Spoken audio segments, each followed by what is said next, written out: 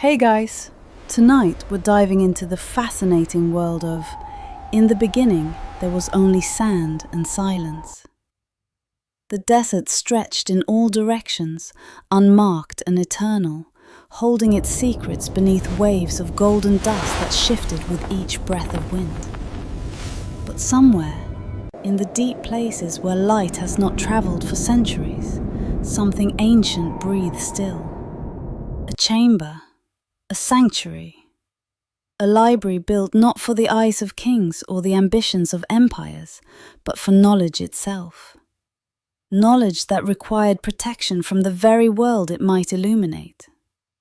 We begin in the moment before discovery, when the secret was still safe, when the earth held close what it had been asked to guard.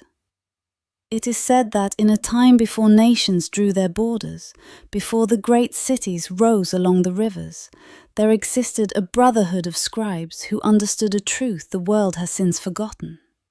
That certain knowledge, once released, cannot be contained. And so they built their sanctuary beneath the surface, carved chambers from living rock, descended into darkness with oil lamps that cast dancing shadows on walls that would never know the sun. These were not ordinary scholars. They did not seek recognition or the favor of rulers. Their work was sacred in the truest sense, set apart, protected, hidden from those who might wield wisdom as a weapon. In underground halls that echoed with the scratch of reed on papyrus, they copied texts that spoke of stars and their movements, of medicines that could heal wounds no physician could see, of forgotten gods whose names held power in their syllables, of the true names of things, the secret words that, when spoken, could unmake or transform reality itself. The opening question lingers like smoke in still air. What did they know that we have lost? We descend now, in imagination, down stone steps worn smooth by generations of careful feet. The air grows cooler, the silence deepens. We trace the paths of scholars who walk these corridors, their robes whispering against walls, their breathing measured and slow. They carried no urgency here. Time moved differently in the depths. A single text might take a lifetime to copy, every symbol rendered with meditative precision, every word a prayer, every line an act of devotion to truths that outlived empires. Imagine the weight of papyrus in their hands. Not mere paper, but the skin of reeds that grew along sacred waters, prepared through rituals passed down through generations. The ink, still wet, catching lamplight, symbols still alive with meaning not yet calcified into dogma or reduced to decoration. These scribes understood that writing was not simply recording, but a form of magic in itself. To write a thing was to give it permanence, to anchor it in the material world, to create a bridge between the invisible and the seen. The library was vast, though no one alive today could tell you its true dimensions. Chamber after chamber, corridor branching into corridor, each section devoted to different mysteries. In one hall, astronomical text mapped the movement of celestial bodies with precision that would not be matched for millennia. In another, medical treatises described the circulation of blood, the function of organs, treatments for ailments using plants that grew only in forgotten regions of the world. Elsewhere, philosophical texts wrestled with questions of consciousness, the nature of time, the relationship between observer and observed. But it was not built for fame or glory. No king commissioned its construction. No monument marked its location. No roads led to its entrance. It was built as a sanctuary for truths too fragile for the daylight world. Truths that might shatter under the weight of common understanding, that required initiation, preparation, years of disciplined practice before they could be safely approached. The scribes who worked here were more than copyists. They were guardians, protectors of a flame that must never be allowed to spread uncontrolled, but must also never be allowed to die. Some nights, it is said, the scribes would pause in their work and listen to the silence. In that deep quiet, beneath tons of earth and stone, they claimed to hear something. Not sound exactly, but a presence.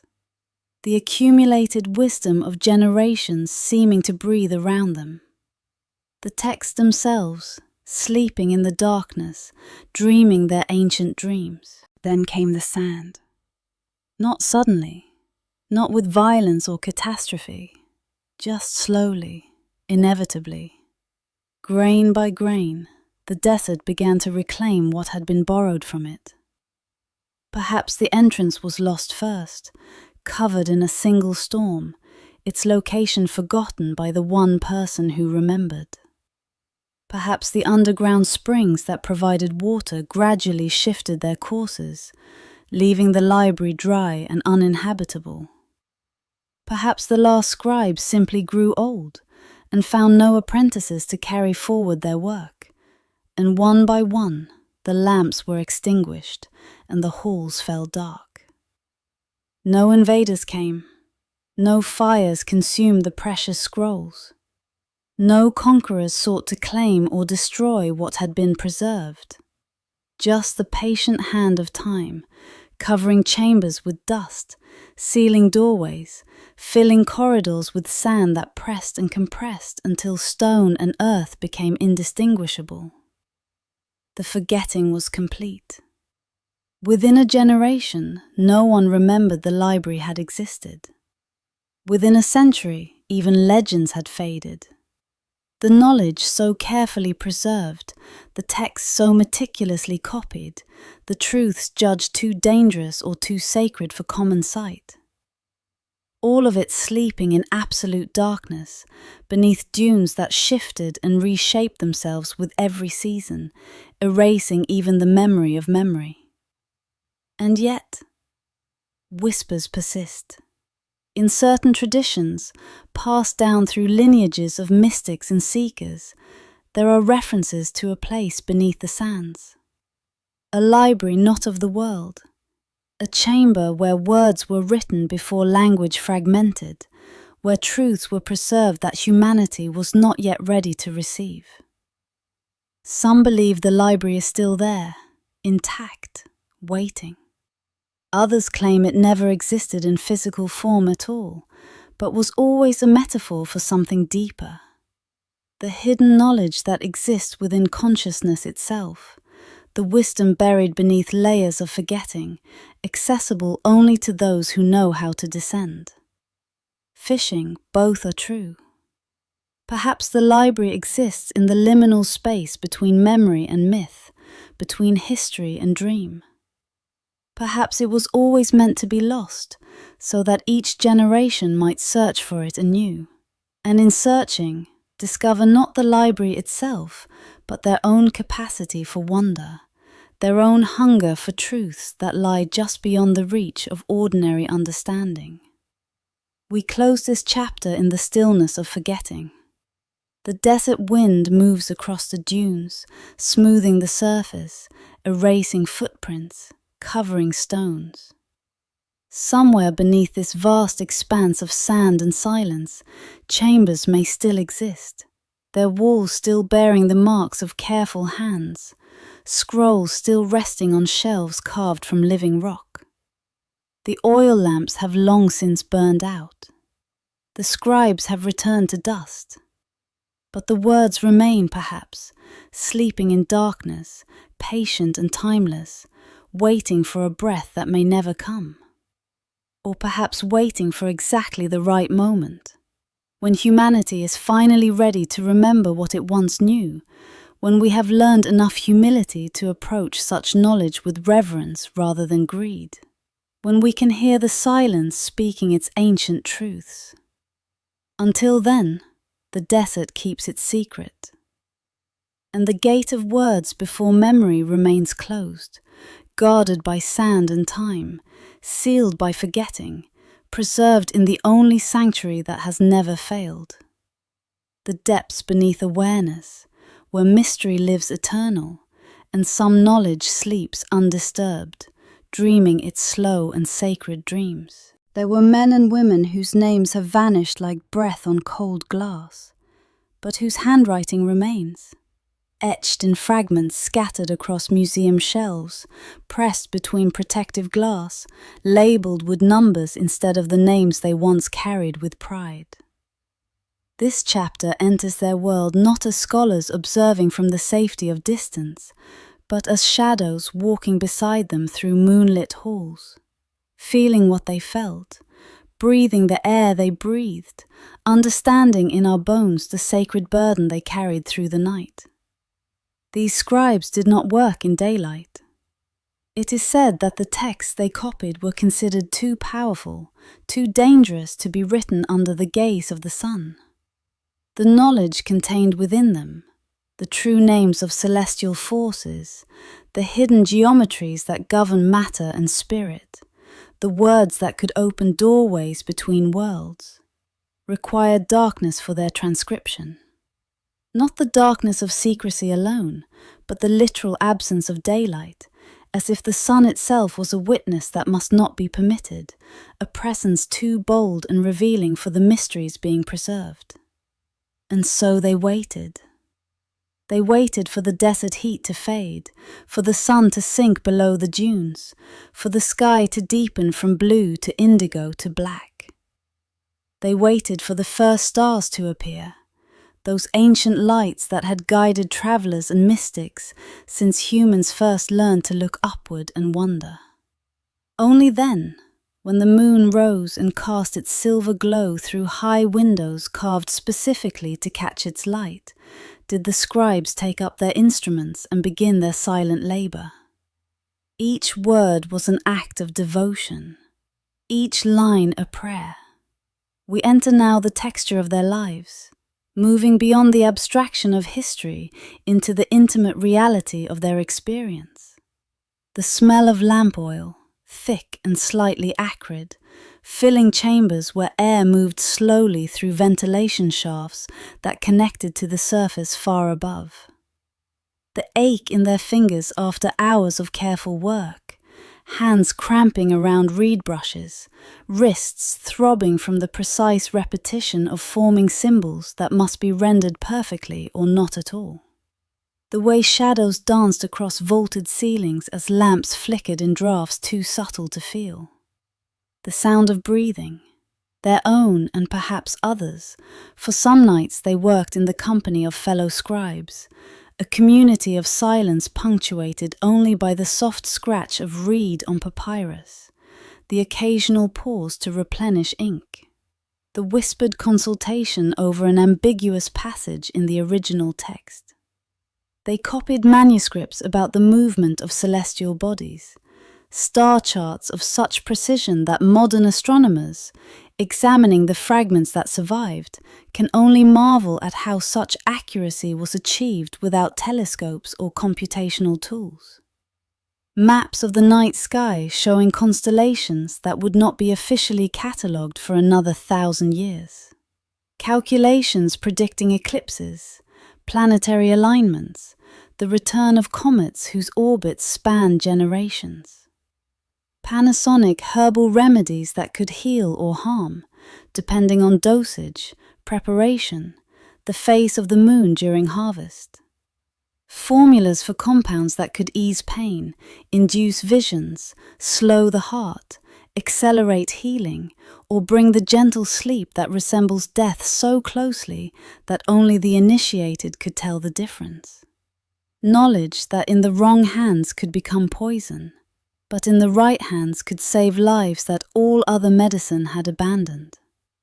They copied rituals meant to commune with forces beyond the veil, liturgies designed to be spoken at specific times, in specific places, with specific intonations that transformed ordinary words into invocations. Instructions for creating sacred spaces, for purifying consciousness, for approaching the divine with the proper humility and preparation. Rites that claim to open perception to dimensions of reality that most humans never glimpsed, that existed always just beyond the threshold of ordinary awareness. But they also copied warnings. Prophecies written in cryptic language, predicting the rise and fall of kingdoms, the coming of plagues, the shifting of trade routes, the discovery of new lands, the loss of old wisdom. Some of these prophecies were metaphorical, teaching stories about human nature and the cycles of civilization. Others seemed disturbingly literal, describing events in such specific detail that when they came to pass centuries later, those who remembered the texts could only shudder at the accuracy. They copied instructions for the end of ages, not as apocalyptic fantasy, but as practical guidance. How to preserve knowledge through catastrophe. How to rebuild after collapse. How to recognize when a civilization has passed the point of correction and must be allowed to fall so something new can rise. Where to hide what must be hidden. How to encode messages that only the worthy would recognize. The signs that would indicate the time had come to open sealed chambers and release what had been protected. The emotional journey here is one of reverence and unease. We feel, as we walk beside these moonlit scribes, the weight of what they carried. The burden of being entrusted with knowledge that might outlive empires, that must be preserved even if, especially if, the world that created it ceased to exist. They were not merely copyists performing mechanical labor. They were guardians standing watch over truths that could transform or destroy, depending on who possessed them and how they chose to use them. Did they understand the magnitude of their responsibility? The fragments suggest they did. In margins, in spaces between columns of text, some scribes left brief notes. Not their names, those were forbidden, for the work was meant to transcend individual identity, but reflections, prayers, confessions of doubt. May these words find those who are ready. Forgive us if we have erred in preserving what should have been forgotten. Let darkness hide what light would corrupt. And then we linger on a question that has no answer, that can only be felt. Did they know their library would be lost? Did they sense, in the stillness between one breath and the next, that everything they protected would one day sleep beneath sand? Were there signs they chose to ignore? The declining number of initiates, the growing difficulty of obtaining supplies, the way the outside world seemed to be forgetting they existed? Or did the loss come suddenly, unexpectedly, a single generation making the decision to abandon the work their ancestors had maintained for centuries? Perhaps they knew. Perhaps that's why they worked with such devotion, understanding that their labor was not for the immediate future, but for a time so distant they could barely imagine it. They were not writing for their children or their children's children, but for whoever might eventually find these fragments, whoever might piece together the scattered syllables and recognize in them something worth preserving anew. We imagine now the final nights, the library growing quieter as fewer scribes arrive for the evening's work, the text still requiring copying, but the hands to copy them diminishing. Perhaps there was a council, a difficult conversation about whether to continue or to seal the chambers and let the desert take what it would take. Perhaps the decision was never formally made, but simply emerged through gradual absence, each scribe finding reasons not to return, until one night, one person worked alone. The last scribe. We picture this figure, no name, no face, just a presence in the darkness, completing a final page by lamplight. Perhaps they knew they were the last. Perhaps they lingered over the final symbols, making them as perfect as possible, understanding that no one would come after to correct mistakes or continue the work. Perhaps they walked through the chambers one last time, touching walls, remembering companions who had worked beside them, feeling the weight of all that knowledge sitting in silence, waiting for readers who might never come. And then the lamp extinguished. Not blown out hurriedly, but with intention, with ritual, with the care of someone performing a sacred act for the final time. The flame diminishing, shrinking, flickering once, twice, and then darkness. Complete and absolute. The kind of darkness that exists underground, where not even starlight penetrates, where the eyes adjust and still see nothing. The sound of footsteps, moving slowly toward the entrance. The door closing, not slammed, but eased shut with a gentleness that speaks of love and grief intertwined. Perhaps a hand resting for a moment on the stone, a whispered word we cannot hear, a goodbye that dissolves into silence. And then nothing.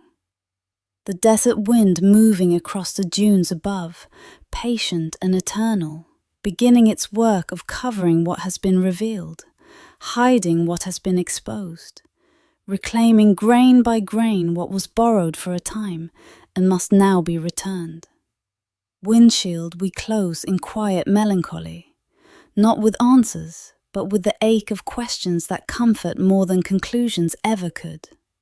Somewhere beneath the sand, in chambers sealed by time and accident and perhaps intention, the work of the moonlit scribes remains. Their names are lost, but their devotion is preserved in every symbol, every carefully rendered line, every page that waited through centuries of darkness for light that may or may not ever return.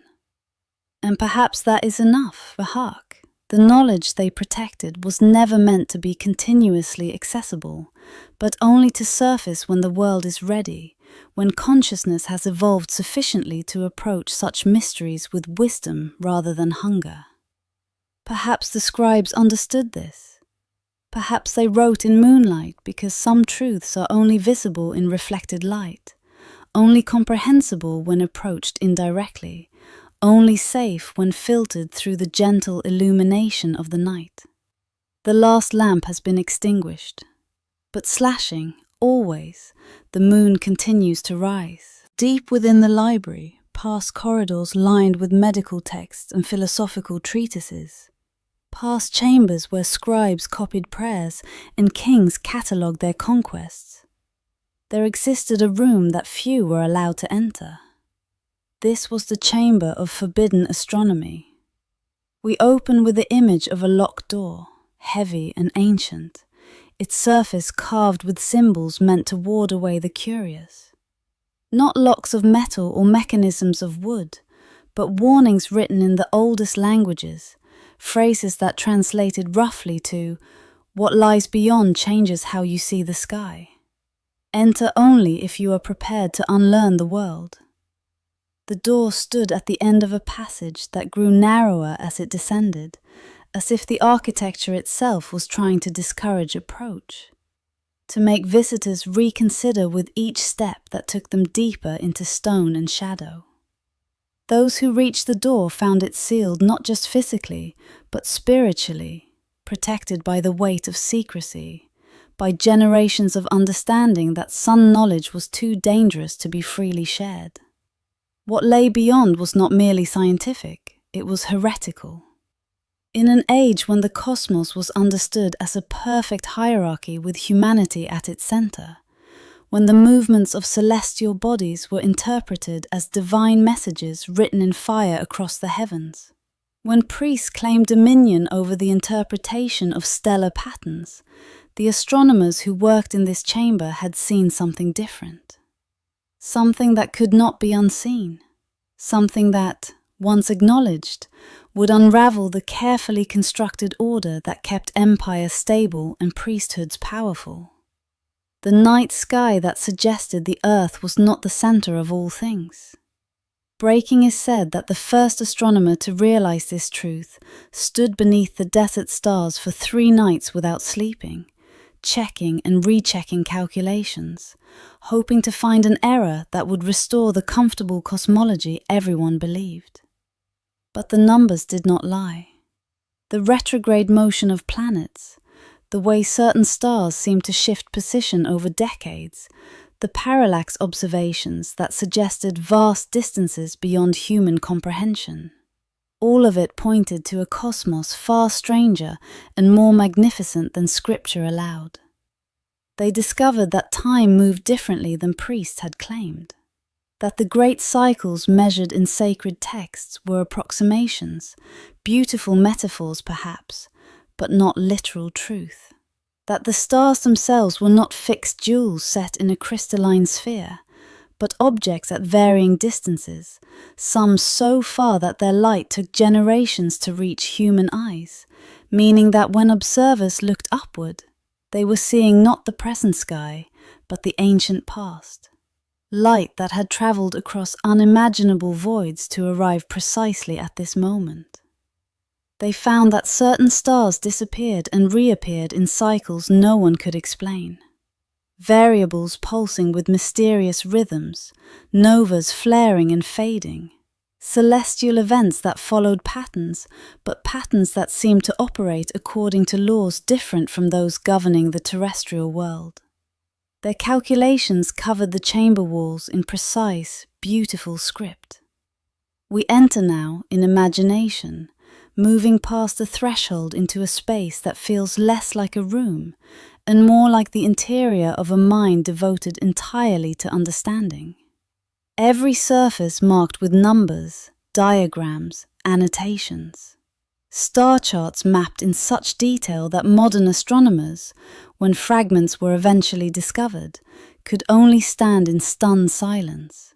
Recognizing constellations, identifying stars, tracing orbits that their predecessors had plotted without telescopes, without photography, with nothing but patient observation and mathematical brilliance. Some of these charts mapped constellations that official astronomy would not discover for another 1,000 years. Clusters visible only from certain latitudes, nebulae too faint for casual observation. Patterns that required years of watching to recognize as patterns at all. We journey now through the emotional weight of this secrecy.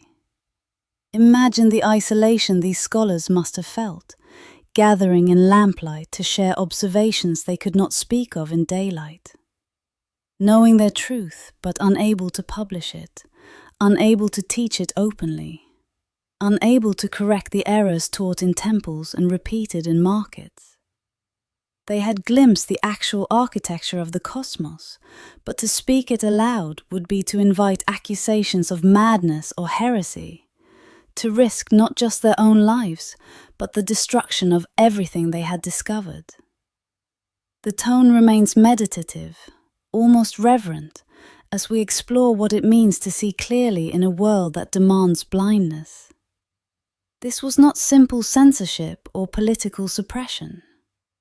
The astronomers understood that their discoveries threatened something fundamental, not just religious doctrine, but humanity's sense of significance, the comforting belief that we stood at the center of creation, that the cosmos revolved around our small lives and our small concerns.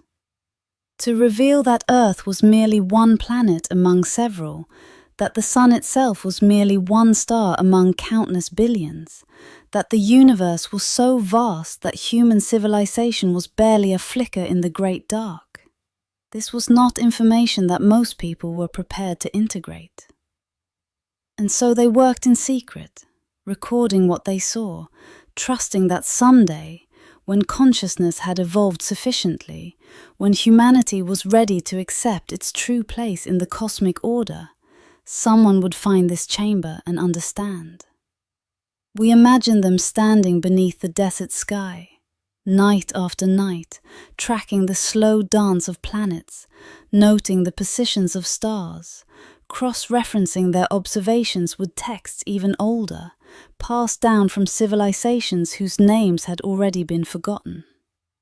Perhaps they were not the first to see these truths, Perhaps they were inheritors of a lineage of secret astronomers stretching back to the first humans who looked upward and wondered, who noticed patterns, who began the long work of distinguishing between what we wish to see and what is actually there. They used instruments of remarkable sophistication. Sighting tubes aligned to specific positions, water clocks to measure time with precision, bronze discs marked with angular measurements, mirrors to capture and redirect starlight. Tools that in other contexts might be dismissed as primitive, but which in skilled hands could reveal secrets that more elaborate equipment would rediscover centuries later. The chamber became a kind of temple, not to gods but to observation itself, to the discipline of seeing clearly, to the patience required to watch the same patch of sky for years until subtle patterns emerged from apparent chaos. And then the library fell silent. One by one, the astronomers ceased to arrive. Perhaps they grew old and found no apprentices willing to bear the burden of secret knowledge. Perhaps the political climate grew too dangerous, the risk of discovery too great.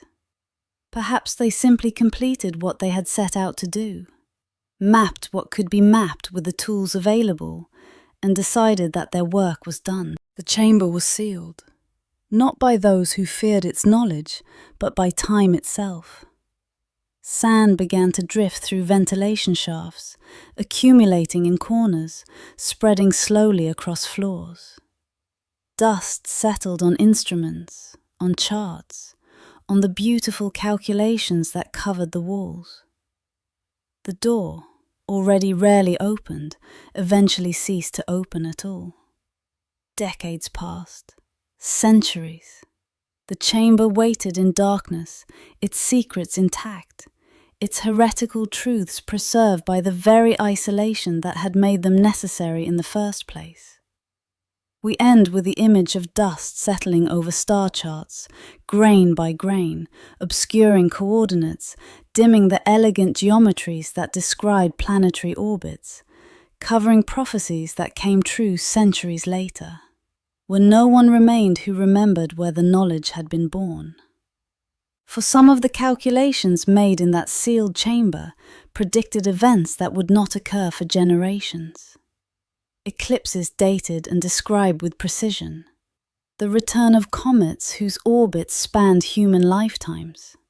Planetary alignments that astronomers in future ages would observe and catalogue, never knowing that someone in the distant past had already seen them, had already understood them, had already recorded them in a room beneath the desert.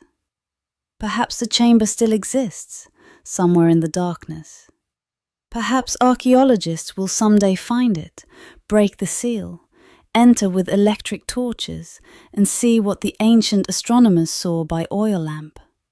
Perhaps they will recognize the genius preserved there, the courage required to see clearly when clarity was forbidden. The faith required to record truths for future generations, with no guarantee that those generations would ever arrive. Or perhaps the chamber has already been found and plundered, its contents scattered to museums and private collections, its context lost, its meaning reduced to fragments too incomplete to threaten anyone. Or perhaps, and this is where we rest as the chapter closes, perhaps the chamber was never meant to be rediscovered in its entirety. Perhaps the knowledge it contained was encoded, not just in charts and calculations, but in the very act of seeking, in the discipline of questioning, in the willingness to stand beneath the night sky and see what is actually there, rather than what we have been told should be there. The astronomers are gone, flooring, their names unrecorded, their faces forgotten, their voices silent. But the stars they watched continue to move through their ancient patterns, indifferent to human interpretation, patient as stone, eternal as time itself. And somewhere in the darkness beneath the sand, dust settles over truths that wait not for discovery, but for the consciousness capable of receiving them without fear. Among the thousands of scrolls and tablets preserved in the library's deepest chambers, catalogued and protected, copied and recopied through generations of devoted labor, there was one text that defied preservation. It existed alone, singular, irreproducible. We begin with whispered legends passed among the scribes themselves, warnings handed down from master to apprentice in voices that grew softer with each telling, as if the very act of speaking about this text required caution. Young scribes, newly initiated into the library's mysteries, would eventually hear the stories, always late at night, always in confidence, always with the understanding that what was being shared was not quite history and not quite myth, but something that lived in the uncertain territory between. The text was kept in a sealed case, removed from the main collections, housed in a chamber accessible only through a passage so narrow that one had to move sideways to enter. The case itself was unremarkable, simple wood, aged beyond measurement, bound with leather straps that had been replaced countless times while the case itself remained intact. But the symbols carved into its surface told a different story. Protective marks, binding sigils, warnings in languages that predated the library itself. It was opened only on certain nights of the year, when specific stars aligned, when the moon held a particular phase, when conditions both celestial and terrestrial created a moment judged safe enough for the text to be exposed to human awareness. Even then, it was never copied, only read aloud, in a language most could not fully understand. Scribes who attempted to reproduce the text reported phenomena that chilled even the most skeptical among them. Ink that refused to dry, remaining wet and fluid no matter how long they waited, as if the papyrus itself rejected the symbols being written upon it. Words that seemed to shift between one reading and the next. A scribe would copy a passage, look away, look back, and find that the words had rearranged themselves, that meanings had transformed, that what had been clear a moment before had become incomprehensible. Some reported symbols that caused headaches the moment they were contemplated, a pressure behind the eyes that built and built until the scribe had to look away, abandoning the attempt.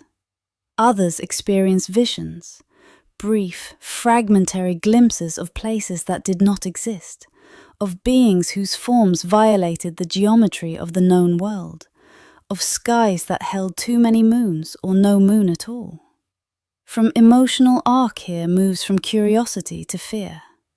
For those who worked in the library understood that not all mysteries were meant to be solved, that some knowledge existed in a state that precluded capture, that certain truths operated according to laws different from those governing ordinary texts.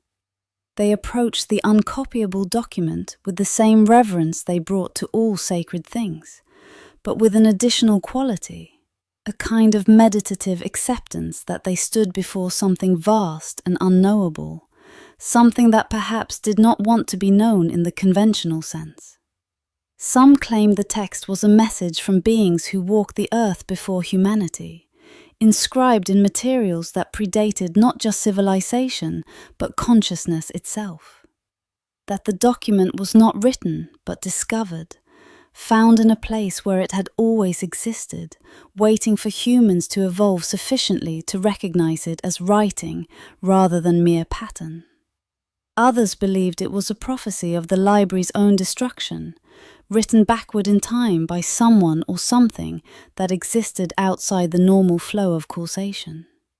That the text described the library's fall not as prediction, but as memory, remembering forward from a future that had already occurred in dimensions perpendicular to linear time. The texture of the forbidden reveals itself slowly as we explore what the text contained, or what those who glimpsed it claimed it contained. It described doorways between worlds, Not metaphorical or spiritual doorways, but actual thresholds that could be constructed using specific geometries, materials, and rituals. Instructions that were simultaneously precise and impossible to follow, calling for substances that no longer existed or had not yet been discovered, requiring alignments of circumstances so rare that they might occur once in 1,000 years or never at all. It contained rituals to speak with the dead, but not in the spiritualist sense of contacting departed souls. These rituals seemed designed to access memories stored in the fabric of space itself, to retrieve experiences that had been impressed upon reality by the intensity of their occurrence. The dead were not summoned so much as remembered into temporary existence, their consciousness reconstructed from traces they had left behind in the architecture of the world.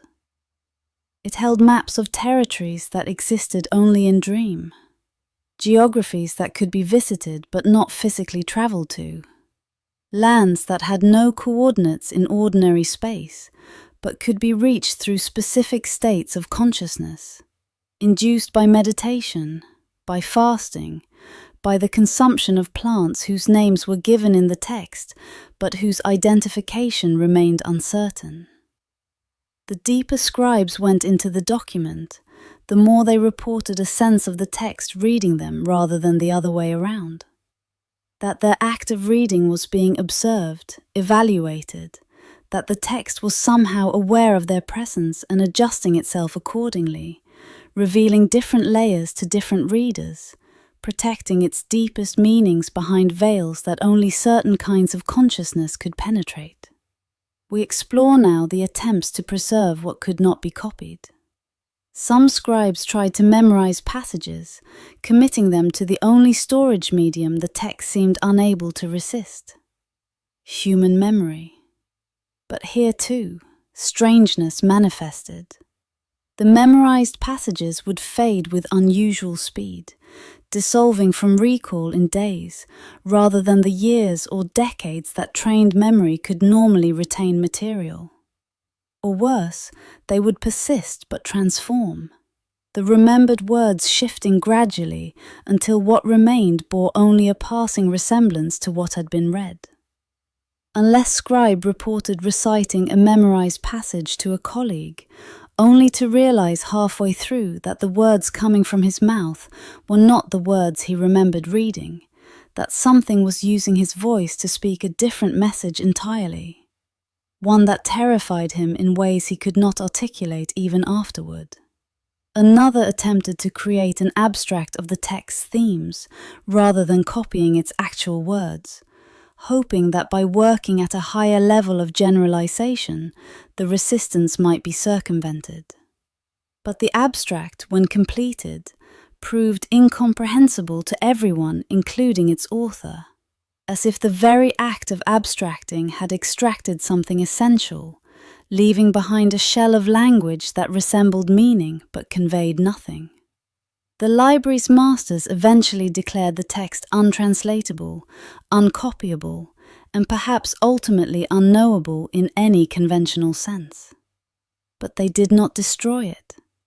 Destruction seemed somehow worse than preservation, as if the text's existence served some purpose beyond human understanding, as if it was meant to remain accessible even if it could never be truly possessed. It was returned to its sealed case, consigned to its narrow chamber, guarded not by locks, but by the accumulated respect and caution of generations who understood that some things must be approached with reverence precisely because they cannot be controlled. And then the library vanished beneath the sand. When the last scribes departed, when the chambers fell silent and darkness claimed the corridors, the text went with them into forgetting. No copy survived because no copies had ever been possible. No translations remained because translation had been shown to be fundamentally impossible. The sealed case, the narrow chamber, the text itself, all buried under dunes that shifted and reformed with every wind, erasing even the memory of memory. Only fragments remained in the minds of those who had glimpsed the text. Those few who had been present on the rare nights when it was opened, who had stood in lamplight and listened to words that seemed to come from everywhere and nowhere, that seemed to speak not to their ears, but directly to some deeper faculty of perception. These individuals scattered when the library fell. Some became wanderers, traveling to distant lands, occasionally trying to describe what they had experienced. But the descriptions always failed. Words that had seemed luminous with meaning in the text became flat and empty when spoken in ordinary conversation. Concepts that had appeared crystal clear in the moment of reading became hopelessly muddled when recalled in daylight. They spent the rest of their lives trying to remember what they had seen, chasing a memory that receded even as they pursued it, forever tantalized by the sense that they had once understood something profound, something that could transform human consciousness if only it could be recovered and communicated. But perhaps it could not be communicated. Perhaps that was the point. We close in silence, wondering if forgetting was the text's final protection. Perhaps the document was designed from the beginning to resist preservation, to exist only in the eternal present moment of direct encounter, to refuse capture by any medium more permanent than the fleeting instant of perception. Perhaps its wisdom could only be approached in that liminal space between knowing and unknowing, in the moment before comprehension solidifies into certainty. The text is gone now, buried or dissolved or transformed into dust indistinguishable from the sand that claimed the library. But its absence carries a strange weight, a presence through absence that suggests that some knowledge is meant to remain just beyond reach, forever receding, forever beckoning, forever teaching through its very inaccessibility. Those who knew the text are gone as well, returned to the earth that holds all secrets with equal indifference. Their memories died with them, taking whatever fragments they had retained into the silence that receives all things. And yet, breaking stories persist, whispers that occasionally, in the deep places of consciousness, in dreams or visions or moments of unusual clarity, someone will glimpse words that seem both alien and familiar, symbols that carry the texture of profound meaning without revealing what that meaning might be, brief flashes of something vast that vanish before they can be examined. Perhaps these are echoes of the uncopyable text, impressions so deep that they persist in the collective unconscious, accessible only to those whose awareness has been prepared through years of seeking, through disciplines of silence and attention.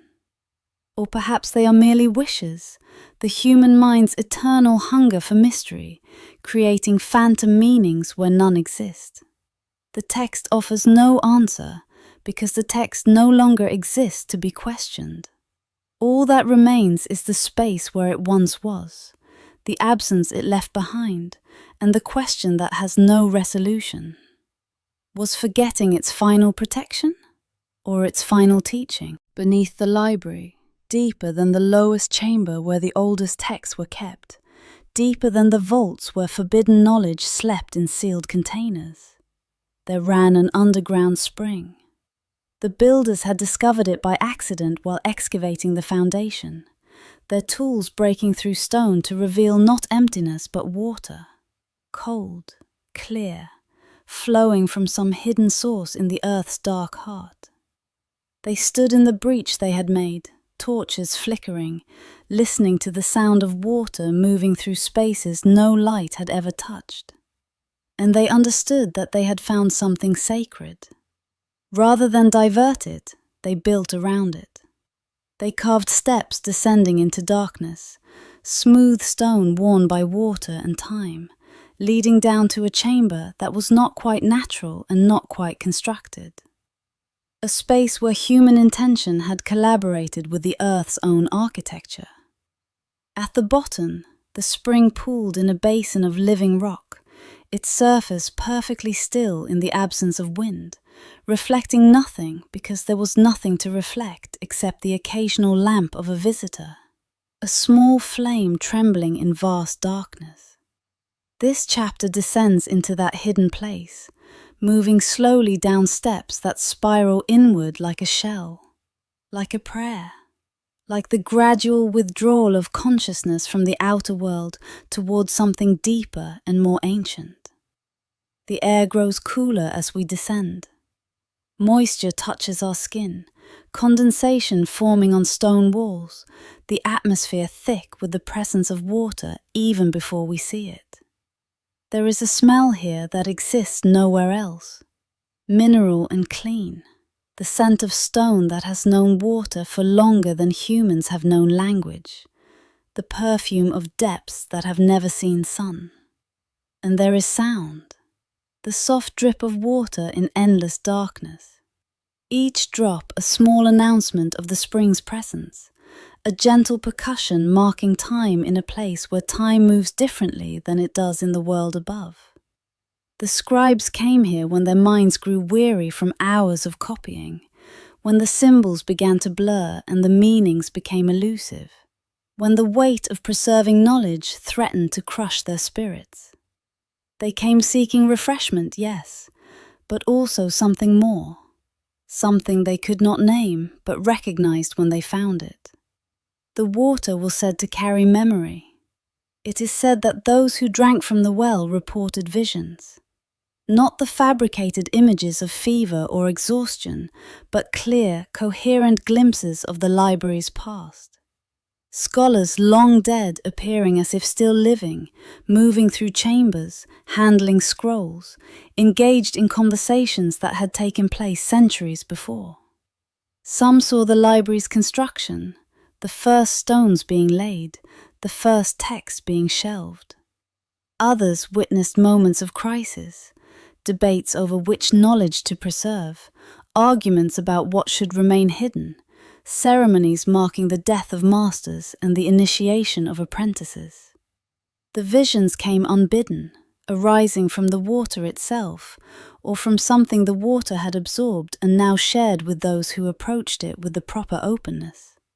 We explore this mystery gently, without explanation or certainty, for certainty would diminish what we are approaching. The tone remains dreamlike, as if we ourselves are descending those stone steps, feeling the temperature drop, the air thicken, the boundary between our consciousness and something older and larger beginning to thin. Ancient cultures understood what modern thinking has forgotten. That water holds consciousness, that rivers and springs can store the experiences of all who touch them.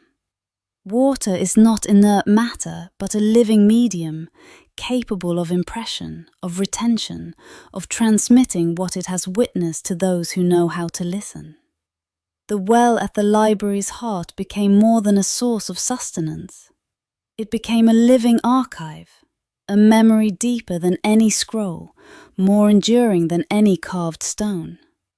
For papyrus could burn and stone could crumble, but water, flowing from its hidden source, renewed itself continuously, each molecule carrying within its structure the imprint of everything it had encountered, everything it had witnessed, everything it had been asked to remember. We journey now through the ritual of descent as the scribes practiced it. They would come alone, usually in the deep night when even the library's nocturnal workers had retired to their cells.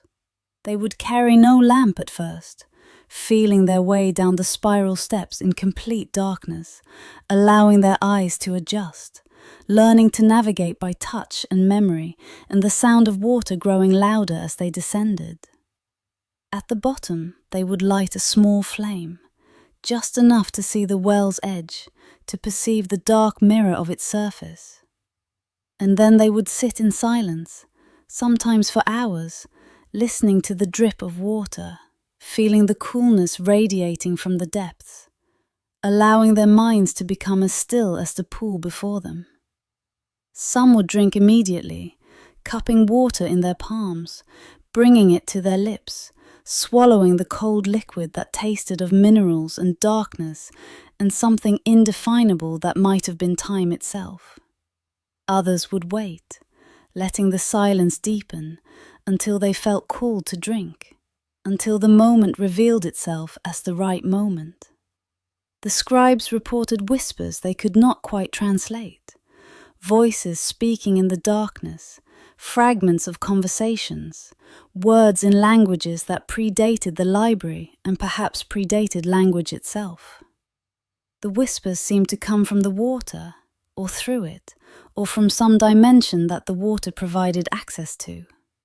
A realm where past and present existed simultaneously, where memory was not retrieval but direct experience.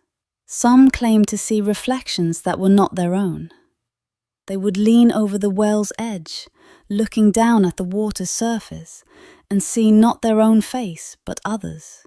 Scribes who had drunk from this same well centuries before, masters whose wisdom was legendary, founders whose names were remembered only in the most ancient texts. The reflections would meet their gaze, sometimes seeming to recognize them, sometimes offering expressions of encouragement or warning, always fading before full communication could be established. Others reported hearing languages that prepared meaning without requiring translation, phonemes that bypassed the intellect and spoke directly to deeper structures of consciousness. These sounds were felt as much as heard, vibrations that moved through the body, reorganizing awareness, opening perception to dimensions of reality normally obscured by the constant chatter of waking thought. The emotional arc moves from curiosity to wonder to a deep, aching sense of connection with those who came before.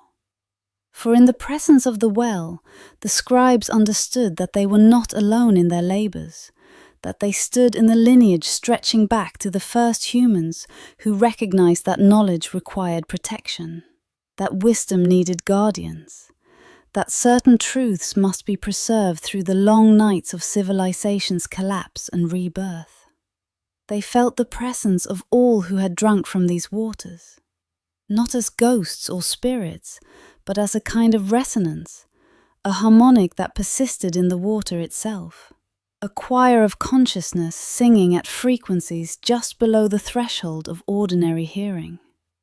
The well offered no answers, no revelations in the conventional sense, but it provided something more valuable, a sense of continuity, of participation in something larger than individual life, of contributing to a project that would outlive empires and maybe even humanity itself. And when the library fell silent, when the chambers above filled with sand, when the last scribes climbed those spiral steps for the final time and did not return, the well continued to flow in darkness. It flows still, perhaps, somewhere beneath the desert. The spring has not ceased simply because no one comes to drink from it. Water does not require witnesses to continue its ancient work.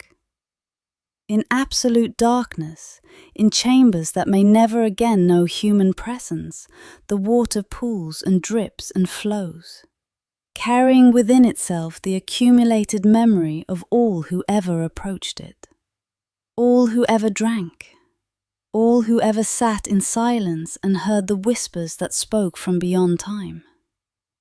The library's texts may have crumbled to dust. The scrolls may have dissolved into powder, indistinguishable from the sand that buried them, but the water remembers. The spring holds what was entrusted to it. Not the specific words of specific texts, but something deeper, the essence of what those texts pointed toward, the living consciousness that animated the pursuit of wisdom in the first place. Perhaps someday someone will find the chamber again. Perhaps they will descend those worn steps, feeling moisture in the air, hearing the eternal drip of water in darkness. Perhaps they will drink, and in drinking receive not information but transmission, a direct taste of what the ancient scribes knew, not mediated by language or symbol but offered whole, the way water offers itself, completely and without reservation. Or perhaps the well will remain forever hidden, its memories witnessed only by stone and darkness, its waters flowing through depths no map can chart, preserving what was precious not for any particular future, but simply because preservation is what water does. Remembering is what water is.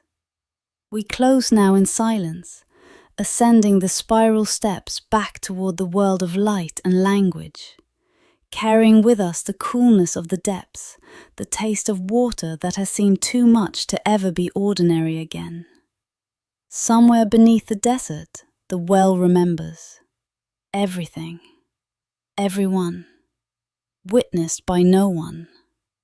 Flowing still. In the final years before the library vanished, when the masters sensed something ending, though they could not name what or when, a small group of children were brought into its halls to be trained in the sacred sciences. Submerged for their wealth or lineage, not selected because their parents held positions of power or prestige. They were found through methods the masters never fully explained, discovered in markets and temples, in villages and encampments, identified by signs that others could not see. A certain quality of attention, a stillness in the presence of mystery, an ability to perceive what remained hidden to ordinary sight. These were children who saw patterns in chaos, meaning in silence, connections between seemingly unrelated things, who could look at scattered leaves and trace their fall back to the branch, who heard music in wind moving through reeds, who understood without being taught that everything in the world was speaking if only you learned the language it spoke in. This chapter follows their quiet initiation into a world of wonder. We begin with the image of small hands turning ancient pages, fingers barely large enough to span the width of a scroll, touching papyrus that had been old when their grandparents' grandparents were young. Young voices reciting words they barely understand, phonemes shaped carefully in mouths still learning how to form complex sounds, chanting syllables that carried power simply in their pronunciation.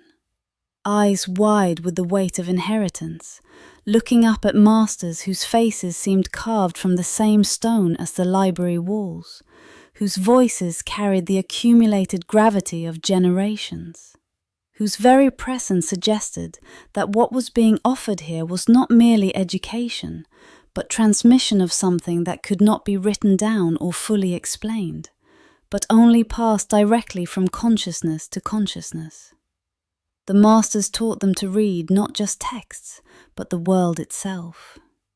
Flush were taken to courtyards where leaves had fallen and asked to see the library in their arrangement, the way they clustered and scattered following principles of distribution that mirrored the organization of knowledge in the chambers above.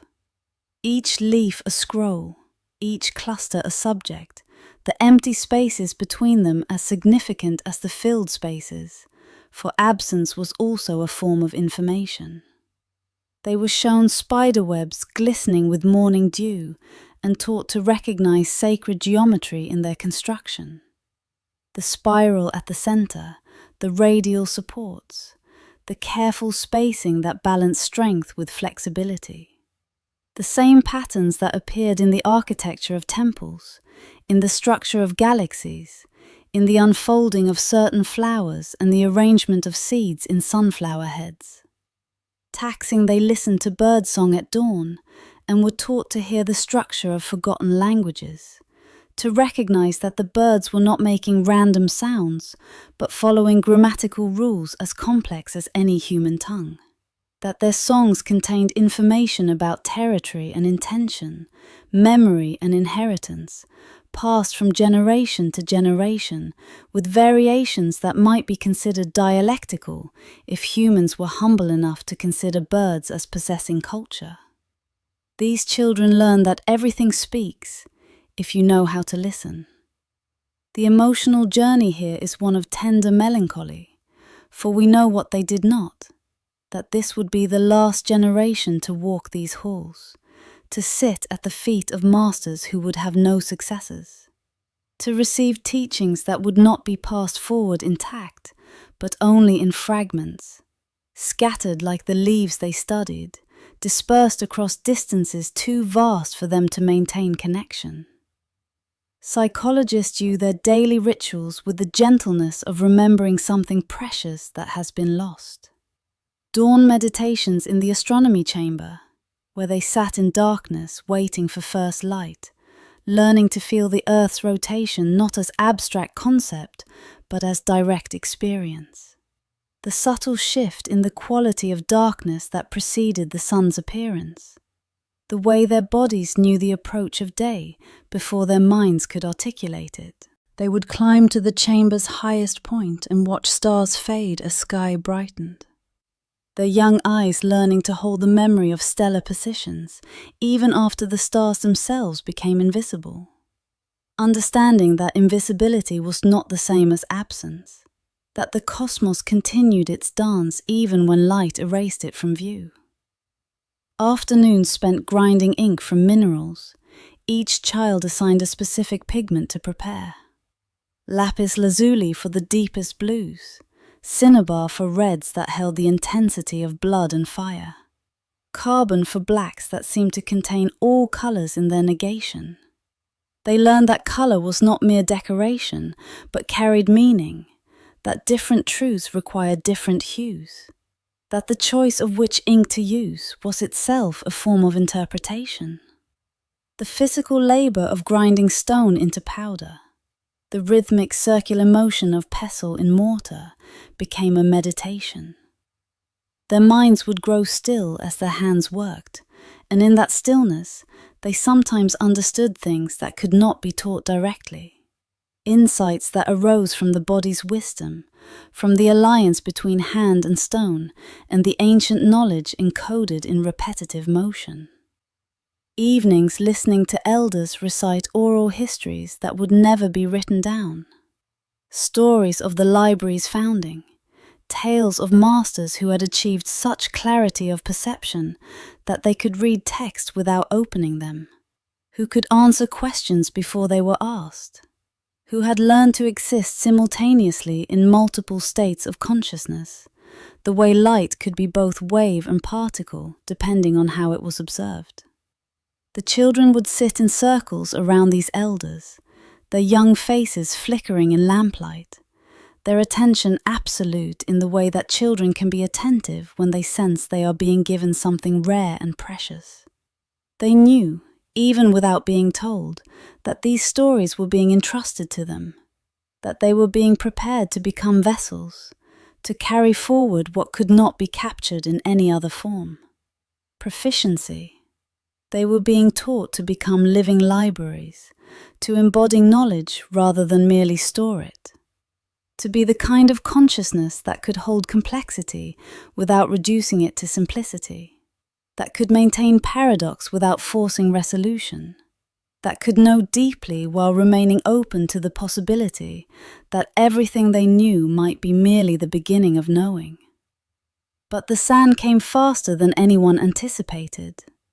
Perhaps there were signs the masters recognized but did not speak of, not wanting to burden the children with foreknowledge of loss. Perhaps the decline was so gradual that each day seemed like the previous day, until suddenly it was the last day and no one had realized the last day was approaching. The children scattered. Some left with specific assignments, sent to distant lands with fragments of text to preserve, with techniques to practice, with seeds of knowledge that might take root in foreign soil and grow into something that would preserve at least the spirit of what the library had been, even if its form could not be maintained. Manslaughter was simply dispersed by circumstance, their families pulling them away as resources diminished, as the political situation destabilized, as the world outside the library's walls grew inhospitable to contemplation and insisted on immediate survival instead. Some became wanderers, recognizable by a certain quality of attention, a way of looking at things that suggested they were seeing more than surfaces. They would appear in markets and offer to read the stars for merchants planning journeys. They would sit in temples and answer questions posed by seekers, speaking in ways that suggested access to knowledge that should not have been available to someone so young. They carried fragments of what they'd learned into distant lands, speaking of a library that no one else remembered, teaching methods of perception that seemed strange and impractical to populations focused on harvest yields and territorial disputes. Some were dismissed as dreamers. Others attracted small groups of students, creating lineages that preserved pieces of the original teachings, even as the complete structure was lost. Others fell silent, unable to translate the sacred language they'd been taught into the common tongue of merchants and soldiers. They had learned to read starlight, but the world wanted them to read contracts and inventories. They knew the songs of birds, but no one needed bird songs translated. They could see sacred geometry in spider webs, but spider webs were seen as things to be swept away, not contemplated. Some withdrew into themselves, carrying their knowledge like a secret too profound to share, too vulnerable to expose to a world that would misunderstand or misuse it. They lived ordinary lives outwardly, but inwardly maintained practices no one around them suspected. Rising before dawn to watch stars fade, grinding pigments for inks they would never use, reciting in whispers the oral histories that had no audience. We close with the image of one child, now grown old, standing at the edge of the desert, wondering if the library had been real or merely a dream of their youth. The desert stretched before them unchanged, dunes rolling to the horizon, sand shifting in patterns that might have been random or might have been meaningful, if only they could remember how to read them. They tried to recall the exact location, the landmarks that should have indicated where the entrance had been, but memory proved unreliable, conflating different times and places, unable to distinguish between what they had actually experienced and what they had dreamed about experiencing. Had there really been a chamber where water pooled in darkness? Had masters actually taught them to read the world as text? Or had they constructed these memories from loneliness and longing, from the need to believe they had once been part of something larger than the small life they had ended up living? They stood at the edge of uncertainty, unable to answer the question, unable even to decide whether the answer mattered. For whether the library had existed in physical form or only in consciousness, whether it had been real or dreamed, it had shaped them. They carried something forward, in the way they looked at leaves, in the attention they paid to birdsong, in the moments they paused to watch stars fade at dawn. Perhaps that was enough. Perhaps the library had never been about the building at all, but about the quality of perception it cultivated, the way of being in the world it taught. Perhaps it existed now, not beneath the sand, but in the consciousness of those it had touched, living on not as place but as practice, as a certain way of seeing that persisted even after everything else had been forgotten. The old figure turned from the desert and walked slowly away, carrying within them a knowledge that had no name, but continued nonetheless to illuminate their steps, to guide their attention, to whisper that everything speaks if you know how to listen. Before the desert kept its secrets. Knockout, and the stars continued their slow wheel across the night. Playoffs. And somewhere, perhaps, children were learning to read starlight, though they would not call it that and might never know they were part of a lineage that stretched back to a library that may or may not have ever existed in the form that memory claimed. The teaching continues. Blackjack, even in forgetting, especially in forgetting. For some, knowledge survives precisely by being forgotten, going underground like water, waiting in darkness for the moment when consciousness is ready once again to drink from sources that require no proof of their existence, only the willingness to approach them with wonder. Among the library's collection, catalogued but never fully understood, there existed a map unlike any other. Clang on material that seemed neither papyrus nor leather, neither silk nor treated hide. The substance had a quality that defied description. Smooth as water, durable as stone, translucent in certain lights yet opaque in others. When touched, it felt neither warm nor cold, but something else entirely, as if it existed as a temperature outside the normal spectrum of human sensation. The map depicted territories that matched no known geography. We open with the image of cartographers gathered around this document, their oil lamps casting trembling light across its surface, their faces marked by expressions that moved between wonder and unease. They traced routes with fingers that shook slightly, not from age or infirmity, but from the recognition that what they were seeing should not exist, could not exist, and yet undeniably did.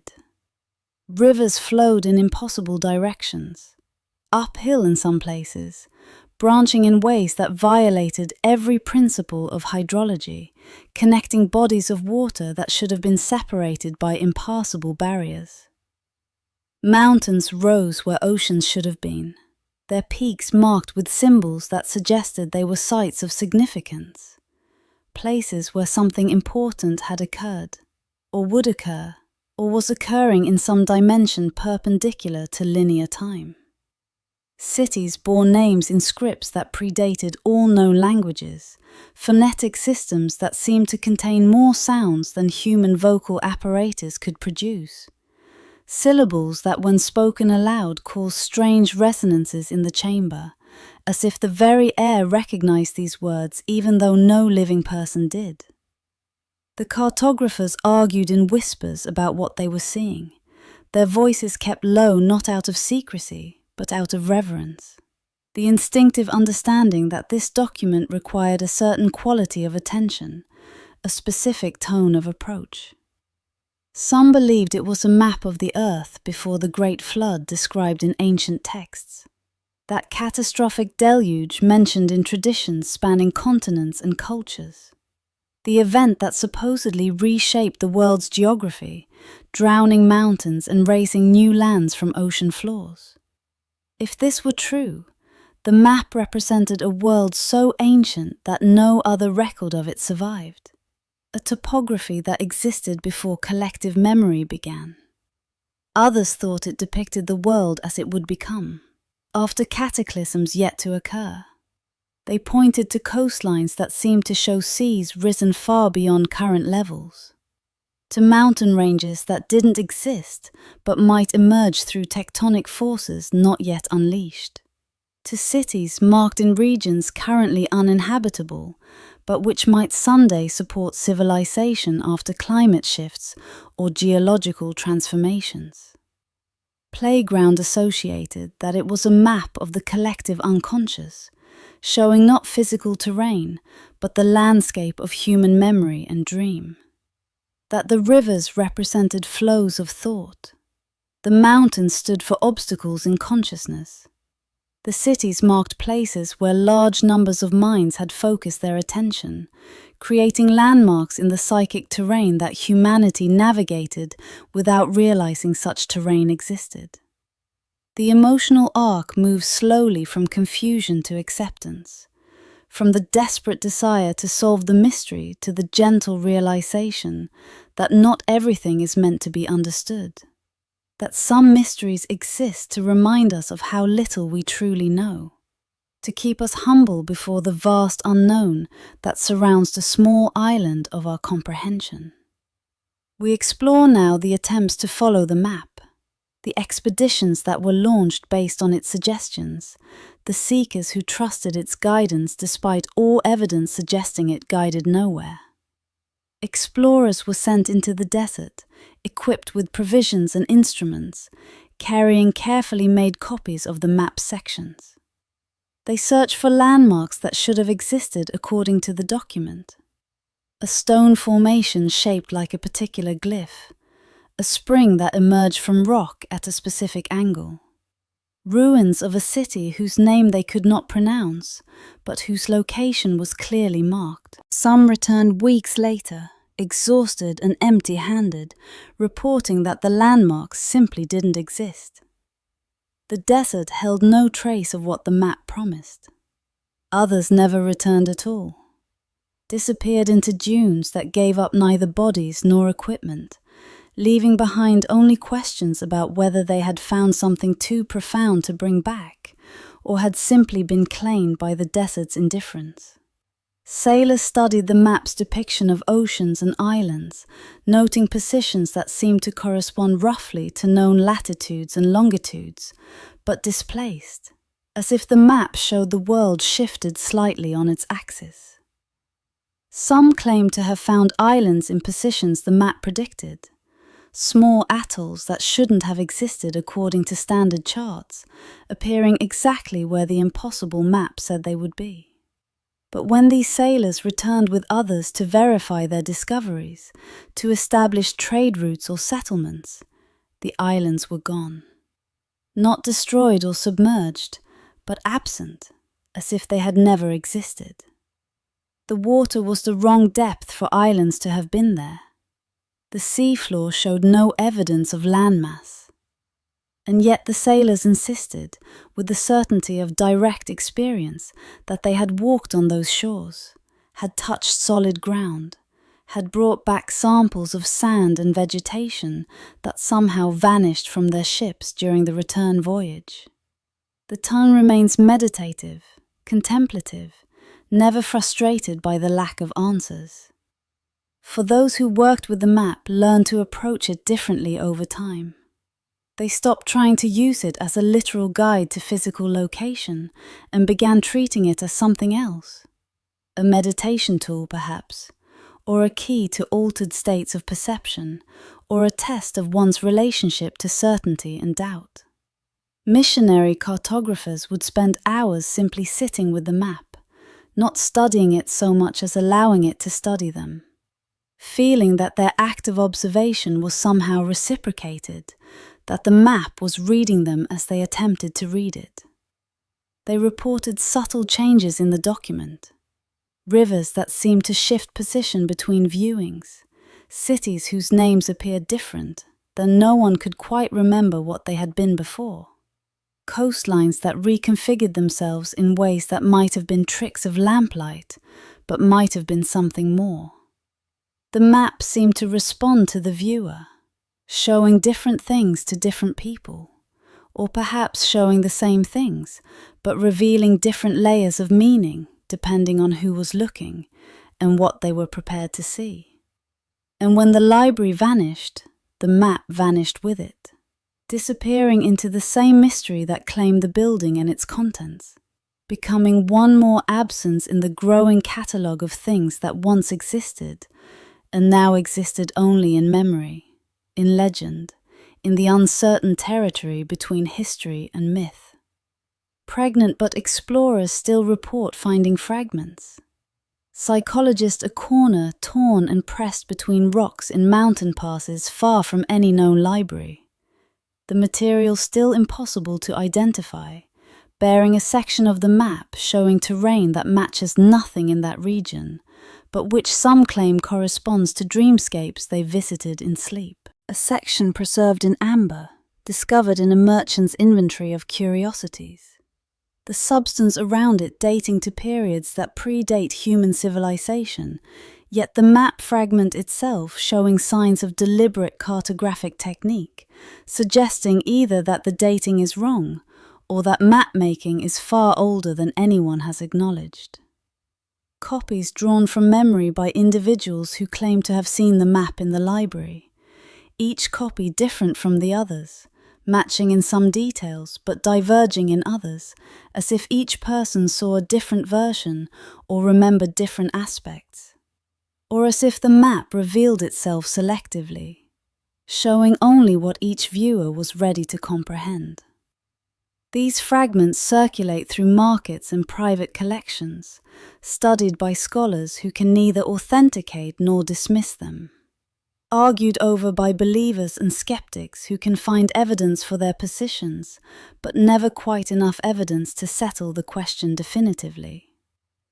We close with a question that has no answer, but continues to resonate. Was the map trying to tell us something we're still not ready to hear?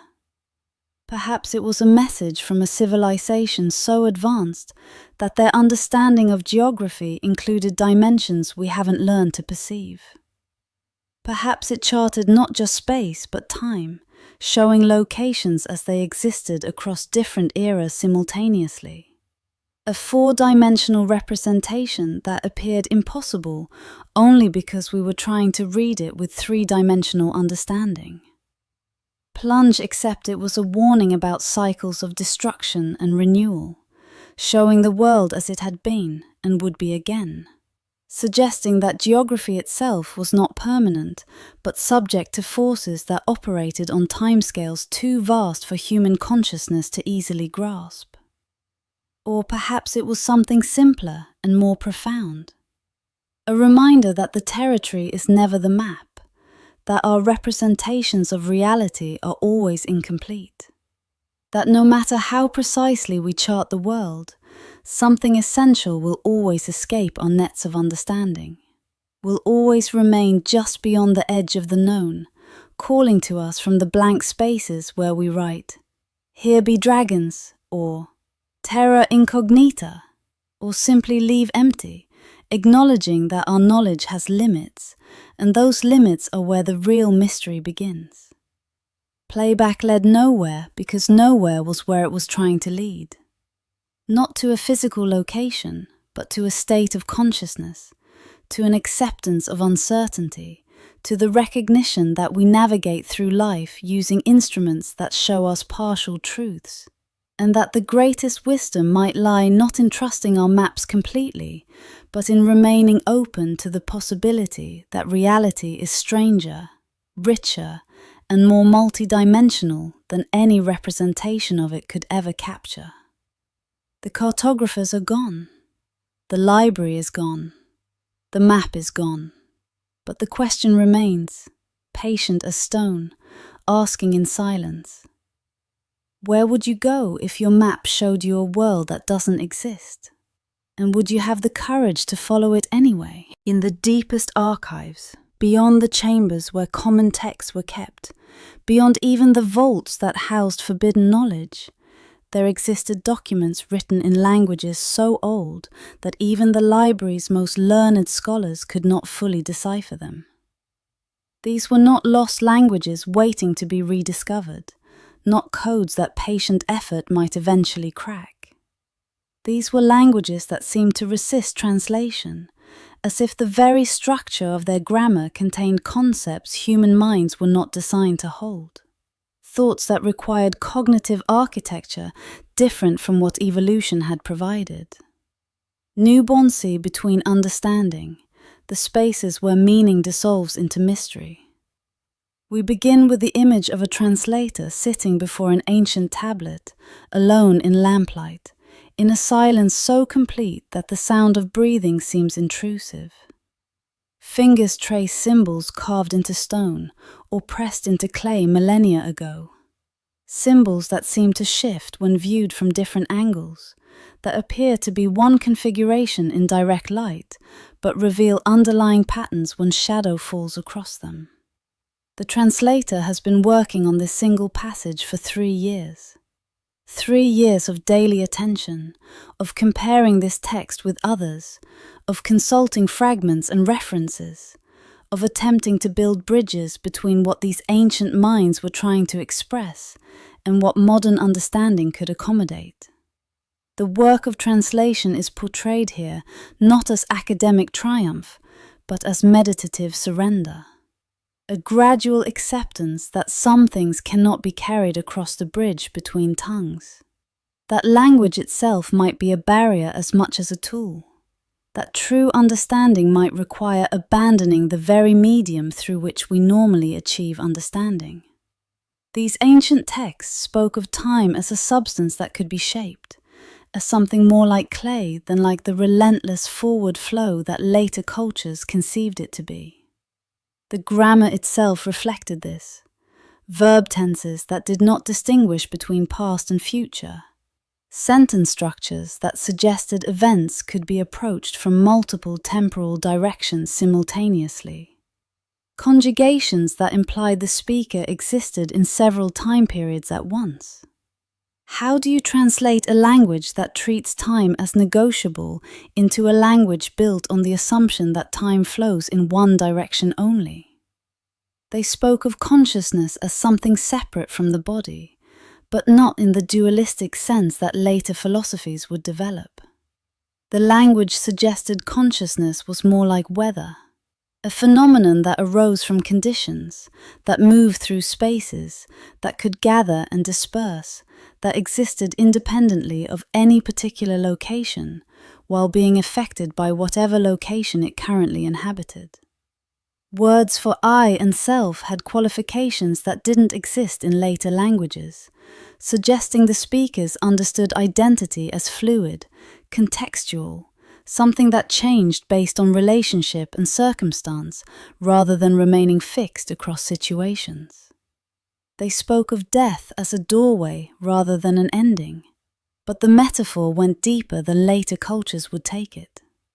The grammar treated death as a grammatical mood, a way of conjugating verbs that indicated actions performed from the other side of that threshold, suggesting continuity of agency beyond the dissolution of physical form. But the words used to describe these concepts had no equivalence in any known language. The translator sits in silence, stylus suspended over wax tablet prepared for notes, realizing that any translation attempted would be fundamentally inadequate. Not because the translation was poorly done, but because the target language, the modern tongue into which the translation would be rendered, simply did not have the conceptual framework to receive what the ancient language was trying to convey. It would be like trying to describe color to someone who had only ever experienced black and white. You could use metaphors, approximations, elaborate analogies, but something essential would always be lost. Some dimension of experience would remain untranslatable because the receiver's perceptual apparatus was not configured to register it. Translators would spend years on a single passage, only to realize that their translation had captured the shape of the meaning but lost its essence. At first, the translators fought against the resistance they encountered, believed that with enough effort, sufficient expertise, adequate time, any language could be translated into any other language.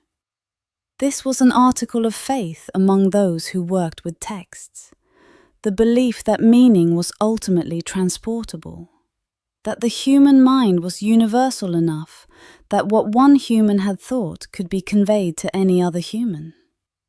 But gradually, through repeated failure, through the accumulation of translations that were accurate yet inadequate, they began to understand something different.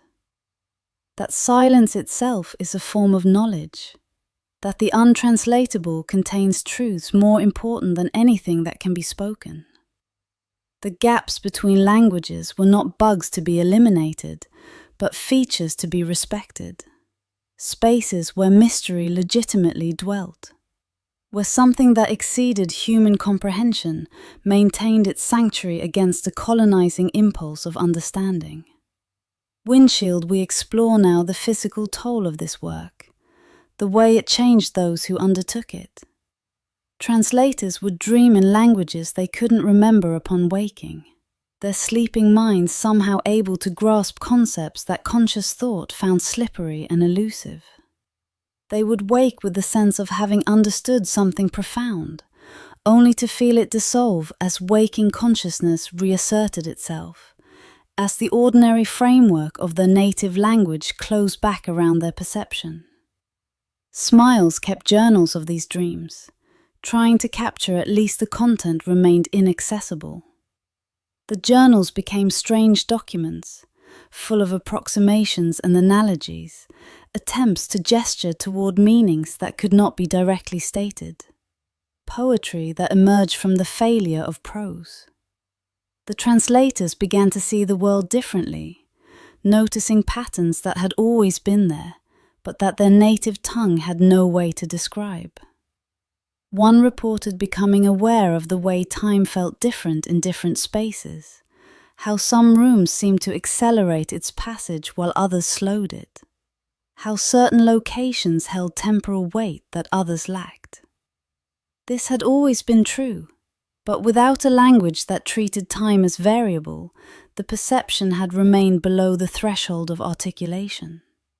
Another began noticing the way consciousness moved through social gatherings like weather systems, forming and dissolving, creating pressure differences that affected mood and interaction. Again, this was not new. Every human had experienced it, but lacking words for it, it had remained unnamed, unexamined, part of the background noise of existence rather than a legitimate object of attention. The ancient languages, even in their untranslatability, were teaching by negative example, showing through their gaps what ordinary language failed to capture, revealing by their very resistance to translation the limits of conventional expression. Some translators reported experiencing moments of what they called translinguistic cognition, brief instances where they seemed to think without language, where understanding arrived without being mediated by words. These moments were profoundly disorienting, like suddenly seeing without eyes or hearing without ears, perceiving through a faculty that had no name because language itself was what it transcended. Playoffs. The moments never lasted long. Linguistic thought would reassert itself, familiar patterns would return, and whatever had been perceived in that liminal space would become impossible to recall with any precision. But the translators were changed by having experienced it, by knowing that consciousness was not coextensive with language, that thinking could occur in modes that words could not capture. When the library fell, these texts fell with it, returning to the darkness and silence from which they had briefly emerged. The tablets were buried under sand, the scrolls dissolved into dust. The languages that had resisted translation found their final resistance in physical dissolution, ensuring that whatever they had contained would remain forever inaccessible to those who had tried so hard to decode them. But the translators who had touched them were changed. They carried something forward, not knowledge exactly, for knowledge implies content that can be articulated, information that can be transmitted. What they carried was more subtle than that. A capacity for wonder, perhaps, an openness to mysteries that would never be solved, a comfort with uncertainty that allowed them to function in the world while maintaining awareness that the world was stranger and richer than any description of it could capture. They had learned to live in the silence between translations, in the gaps where meaning lived too deep for words to reach. They had touched something that exceeded their grasp and had not been diminished by their inability to hold it. Instead, they had been expanded, made larger by acknowledging something larger than themselves. Some continued to work with languages after the library fell, becoming teachers or scribes in distant lands. They brought to their work a different quality than other translators, a humility, a willingness to say, "This cannot quite be translated," a comfort with leaving spaces of ambiguity rather than forcing false precision.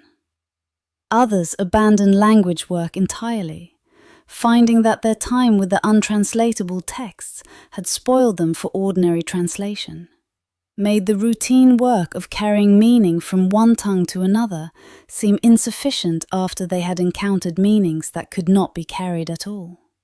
They became mystics, some of them, contemplatives who sat in silence and seemed to be listening to something no one else could hear. When asked what they were listening to, they would smile and say nothing, or say, "The spaces between words," or say, "What cannot be said." Answers that were not really answers, but gestures toward understanding that exceeded articulation.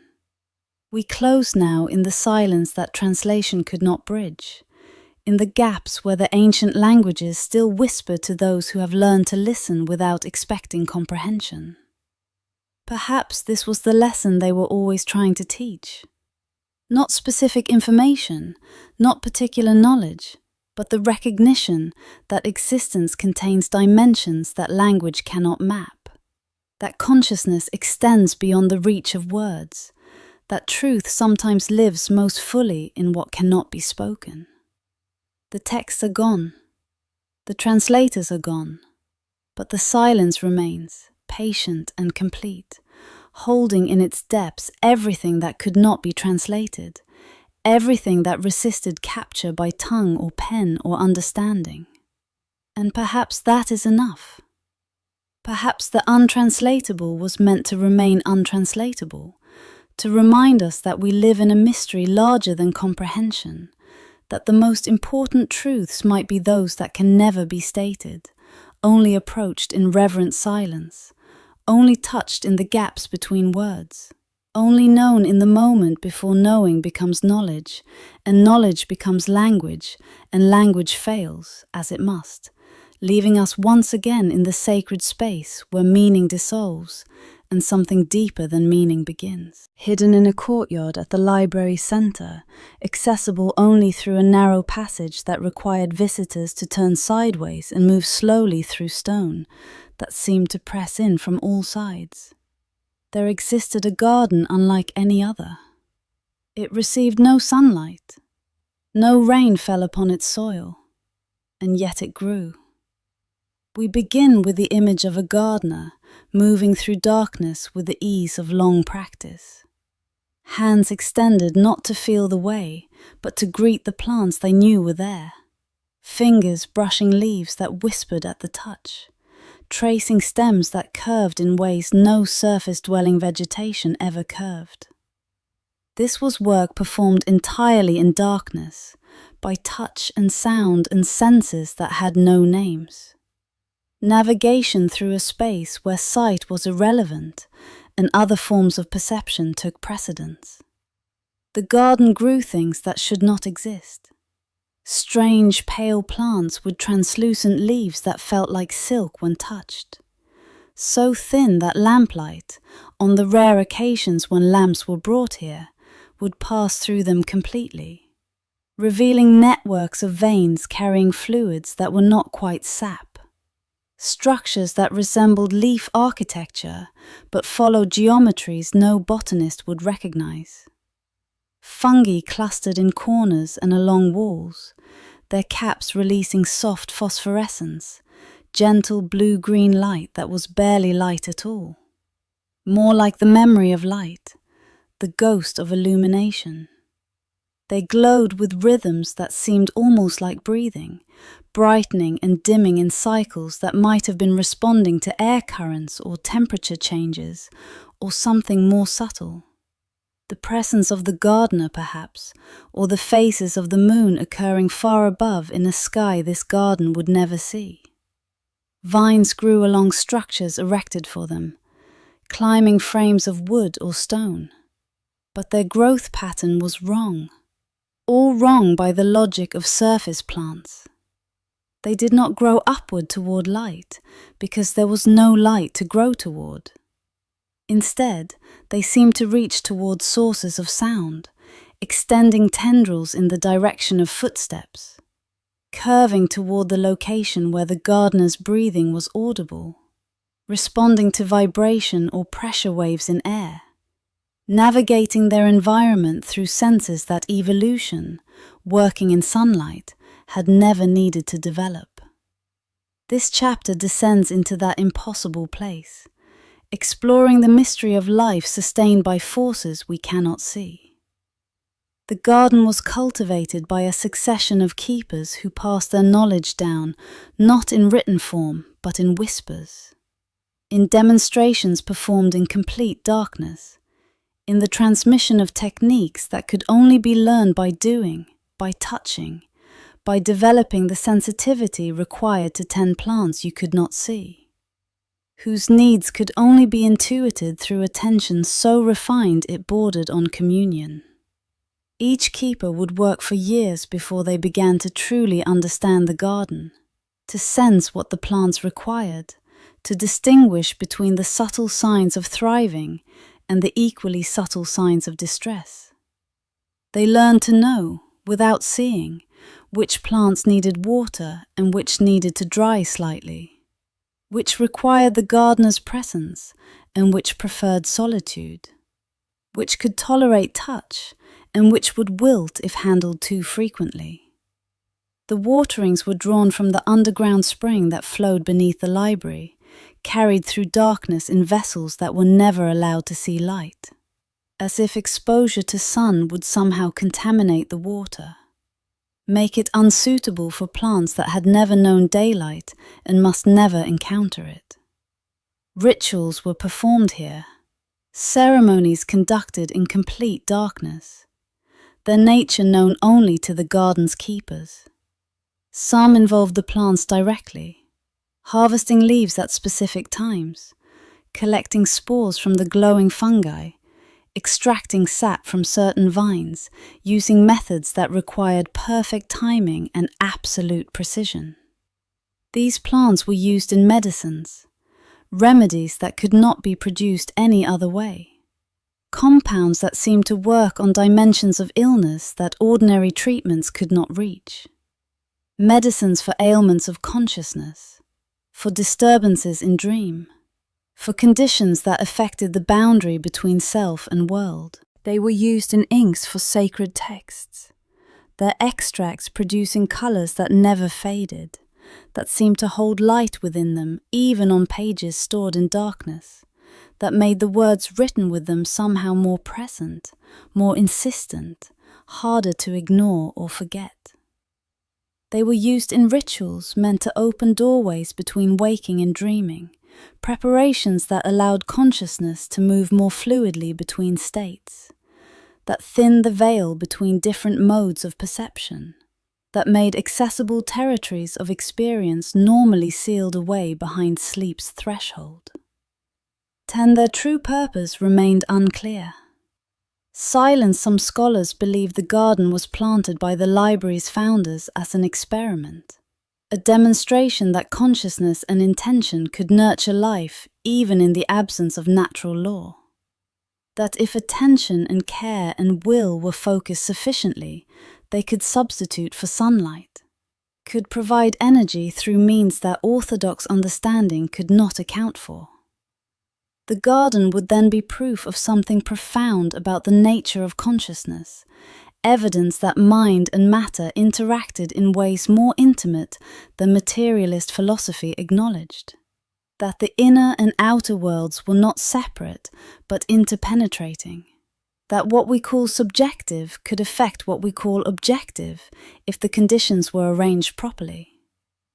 Others thought the plants were older than the library itself, that when the first builders began excavating the foundation, they had discovered this garden already growing in some natural cavern, already adapted to darkness, already glowing with their own light, that the entire structure had been built around this garden to protect it, that the library's true purpose was not to house texts, but to serve as a guardian for these ancient vegetable mysteries that predated human civilization and might outlast it.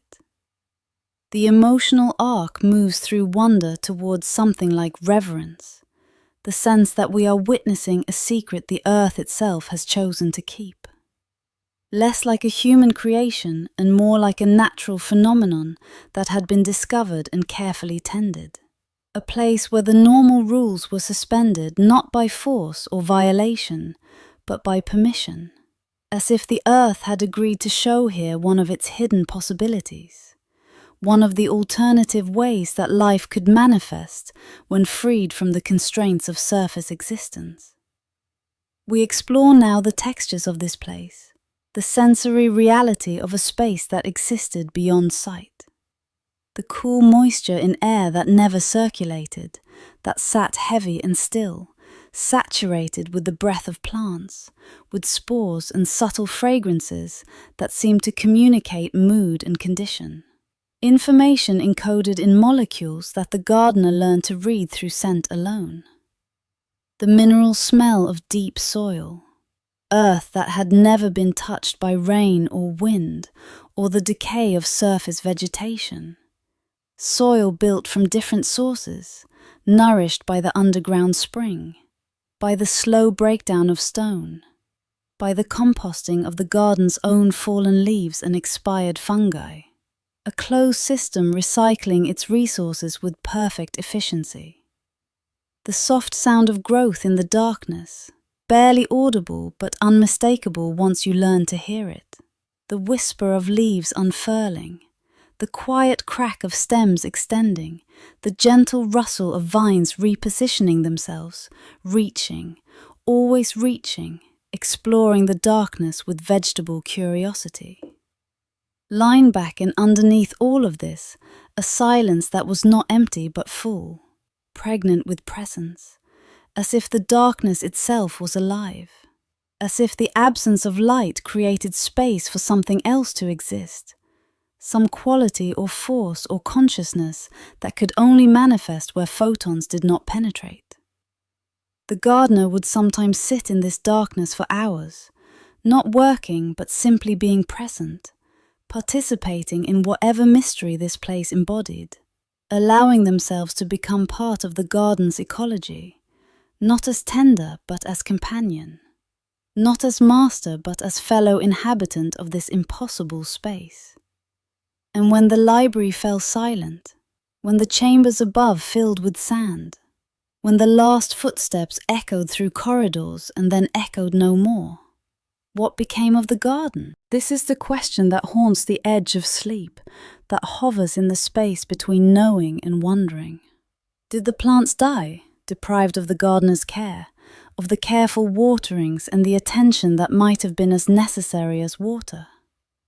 Did they wilt and collapse and return to the soil they grew from, closing a cycle that had persisted for centuries or millennia, ending a mystery that had never been fully witnessed or understood? So do they grow still, in absolute darkness, witnessed by no one, waiting with vegetable patience for hands that will never return? Perhaps the garden needed no gardener, not truly. Perhaps the keepers had always been optional, their care appreciated but not essential, their presence more for their own benefit than the garden's. Perhaps the plants had been tending themselves all along, and what appeared to be cultivation was actually something closer to collaboration, a relationship where both parties benefited, but neither depended entirely on the other. If so, the garden might persist still, beneath layers of sand and centuries of forgetting, growing in its lightless courtyard, glowing softly with its phosphorescent fungi, vines reaching towards sounds that no longer come, leaves unfurling in darkness to greet visitors who never arrive. Mozilla Spring still flows, perhaps, providing the water that the garden requires. The soil still holds its minerals and nutrients. The closed system still cycles its resources. And the plants, adapted to darkness, asking nothing of sun or rain, continue their slow vegetable existence, patient as stone, timeless as the darkness that holds them. Or perhaps not. Perhaps the garden required something from the gardeners that we did not recognize as necessary. Not water or soil or physical tending, but something more subtle. Attention, perhaps, the focus of consciousness, the acknowledgement that they existed. Perhaps the plants grew not on minerals and moisture alone, but on being known, being witnessed, participating in relationship with minds that could appreciate their impossibility. In which case, they would have faded when the gardeners ceased to come, would have dimmed and wilted and returned to darkness not as matter, but as possibility, would have ceased to exist not because they died, but because they were no longer observed, maintained in manifestation by the act of perception itself. We cannot know. The garden keeps its secret as the library kept its secrets, as the sand keeps all secrets, with absolute patience and complete indifference to our curiosity. Corrections. But somewhere in the darkness, in depths beneath awareness, in spaces where neither light nor human knowledge penetrates, perhaps pale leaves still unfurl, perhaps soft blue-green glows still pulse in slow rhythms, perhaps vines still reach towards sounds that come only from their own growth, from the drip of water, from the settling of ancient stones. The garden that grew in darkness may still be growing in darkness, requiring nothing from the surface world, asking nothing from humanity, content to exist as it always existed, impossible, unexplained, witnessed only by the darkness itself. And perhaps that is how it was always meant to be. Some mysteries are not meant to be solved, but to be allowed. To exist as reminders that the world is stranger than we know, that life finds ways we have not imagined, that in the spaces where we claim nothing can grow, something grows anyway, patiently, silently, waiting for nothing because it needs nothing beyond the conditions that already surround it. The garden sleeps, if sleeping is what it does. Playback, or it grows, if growing is what it still does. Or it simply is, existing beyond our categories, beyond our need to understand, beyond the reach of light and knowledge and all the ways we try to illuminate what prefers to remain in darkness. At the end of a corridor that few had reason to visit, in a section of the library that held neither the most precious texts nor the most frequently consulted references, there stood a door that had never been opened. It was sealed not with locks or bars, not with chains or mechanisms of bronze and iron, but with something more fundamental. Warnings carved deep into the wood, inscriptions in multiple languages, scripts from different eras and distant regions, all conveying the same essential message in their various tongues. What lies beyond requires preparation you do not possess. Of the forbidden threshold, the door that remained closed even as the library's other secrets were gradually revealed, even as chambers thought sealed forever yielded to patient inquiry, even as texts deemed too dangerous for reading were eventually read. We begin with the image of initiates passing this door on their way to lessons, their footsteps slowing as they approached it, their conversations fading to silence in its presence. Always looking, always wondering, never quite brave or foolish enough to touch it. The door was ancient wood, darkened by time to the color of old blood or deep earth.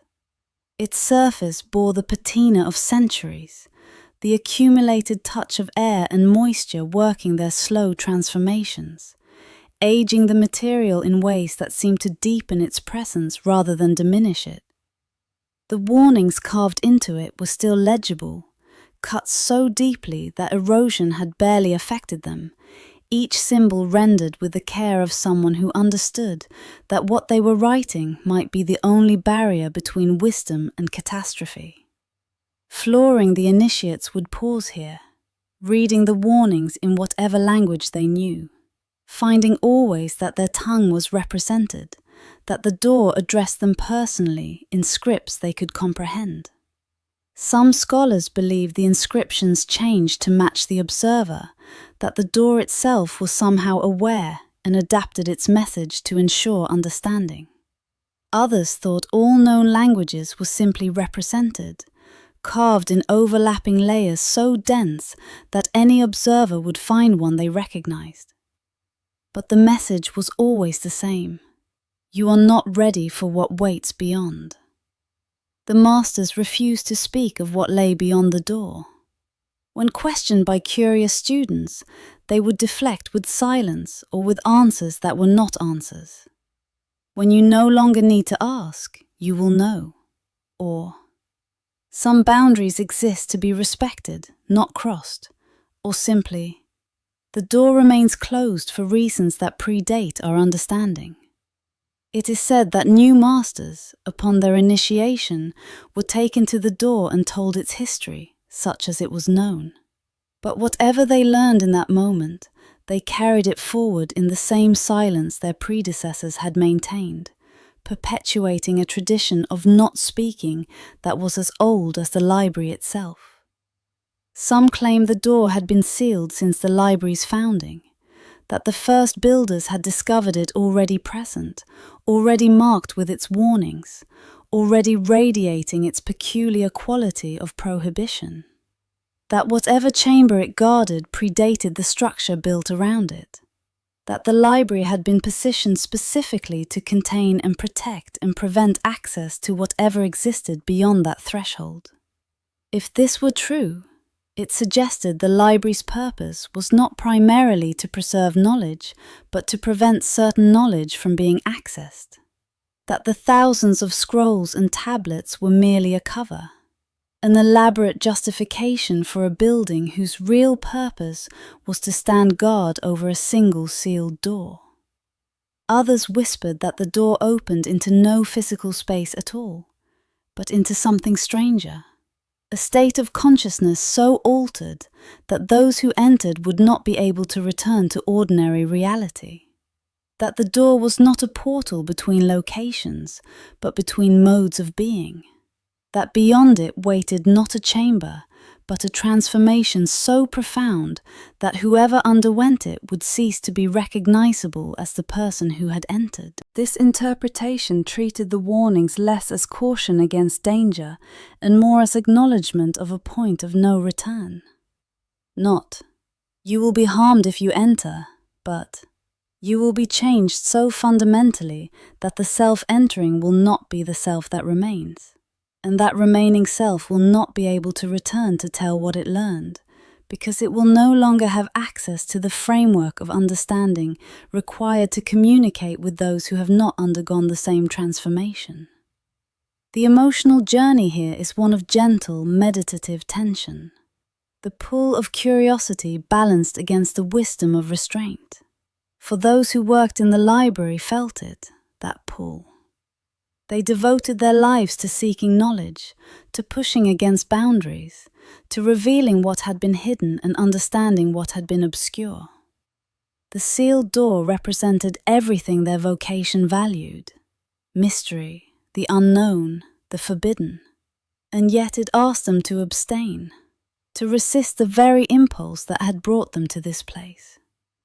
Eric, we explore now what it means to respect a boundary, to honor a mystery by not solving it.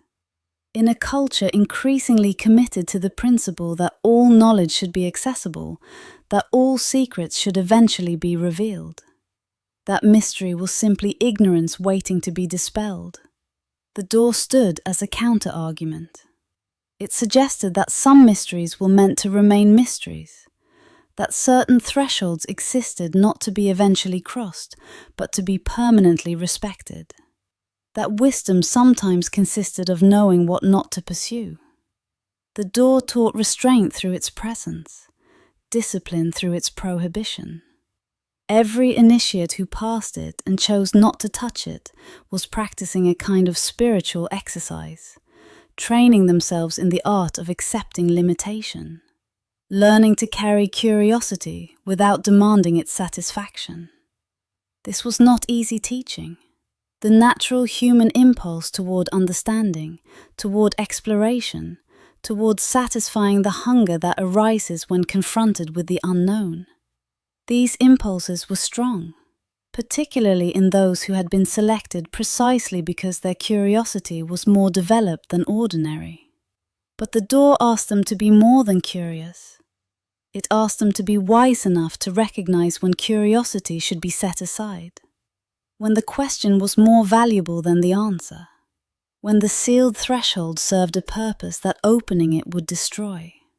Flooring the library's history, there were always a few who tried to open the door. Not many, Most honored the prohibition.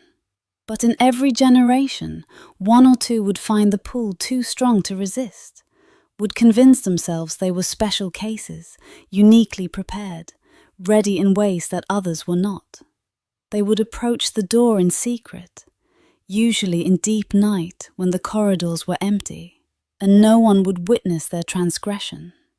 They would place their hands against the ancient wood, feeling its texture, its temperature, gathering courage, or perhaps testing their resolve one final time before committing to the act of opening. Some reported feeling warmth emanating from the wood, heat that seemed to come from beyond the door, from whatever space or state or consciousness waited on the other side.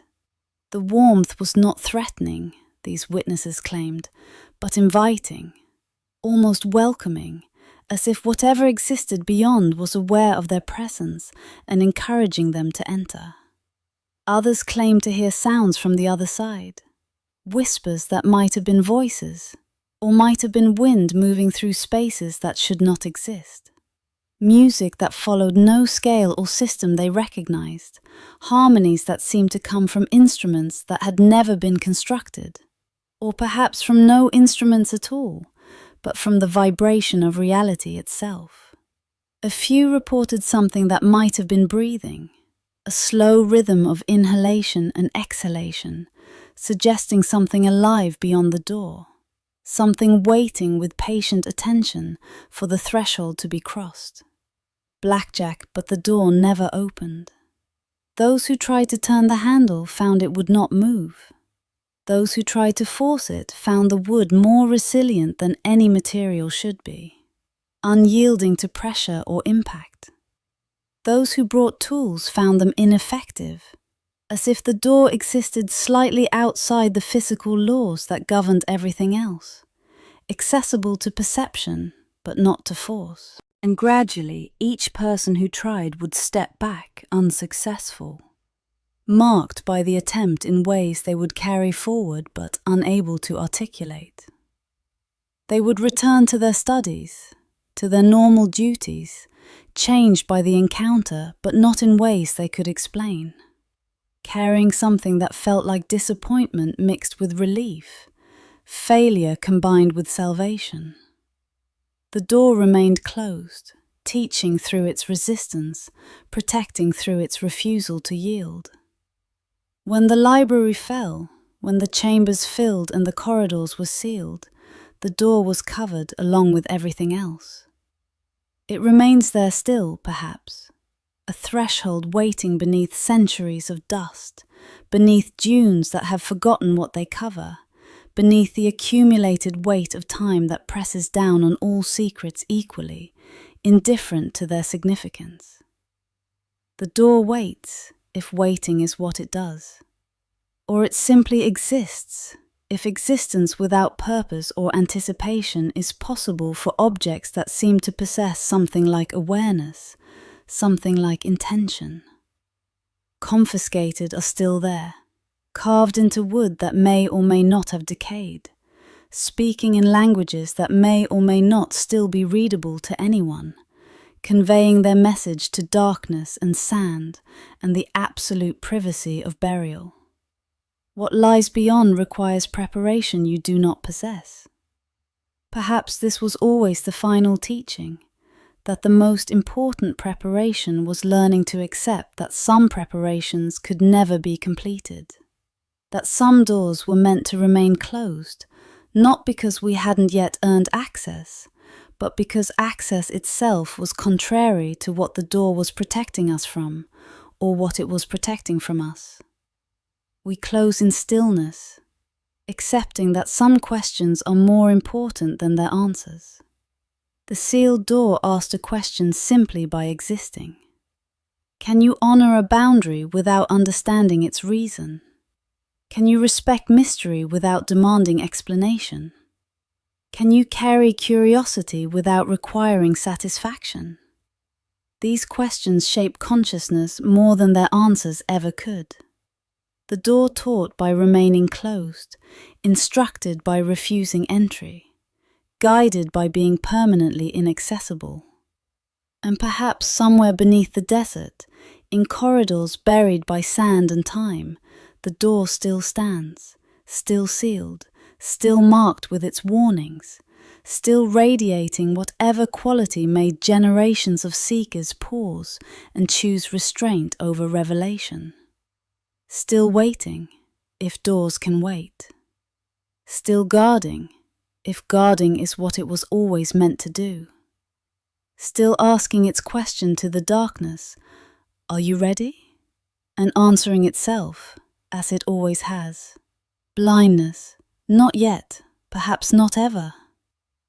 And the sand settles deeper, grain by grain, covering the question and its answer both, sealing them together in the darkness where mysteries go to remain mysterious, where secrets keep themselves safe from revelation, where thresholds that were never meant to be crossed wait with infinite patience for nothing at all. In certain chambers of the library, particularly in the vaulted halls where the oldest texts were stored, where stone arches rose into darkness and corridors branched in directions that seemed to multiply the deeper one ventured, there existed an acoustic phenomenon that scribes learned to use as a tool for memory.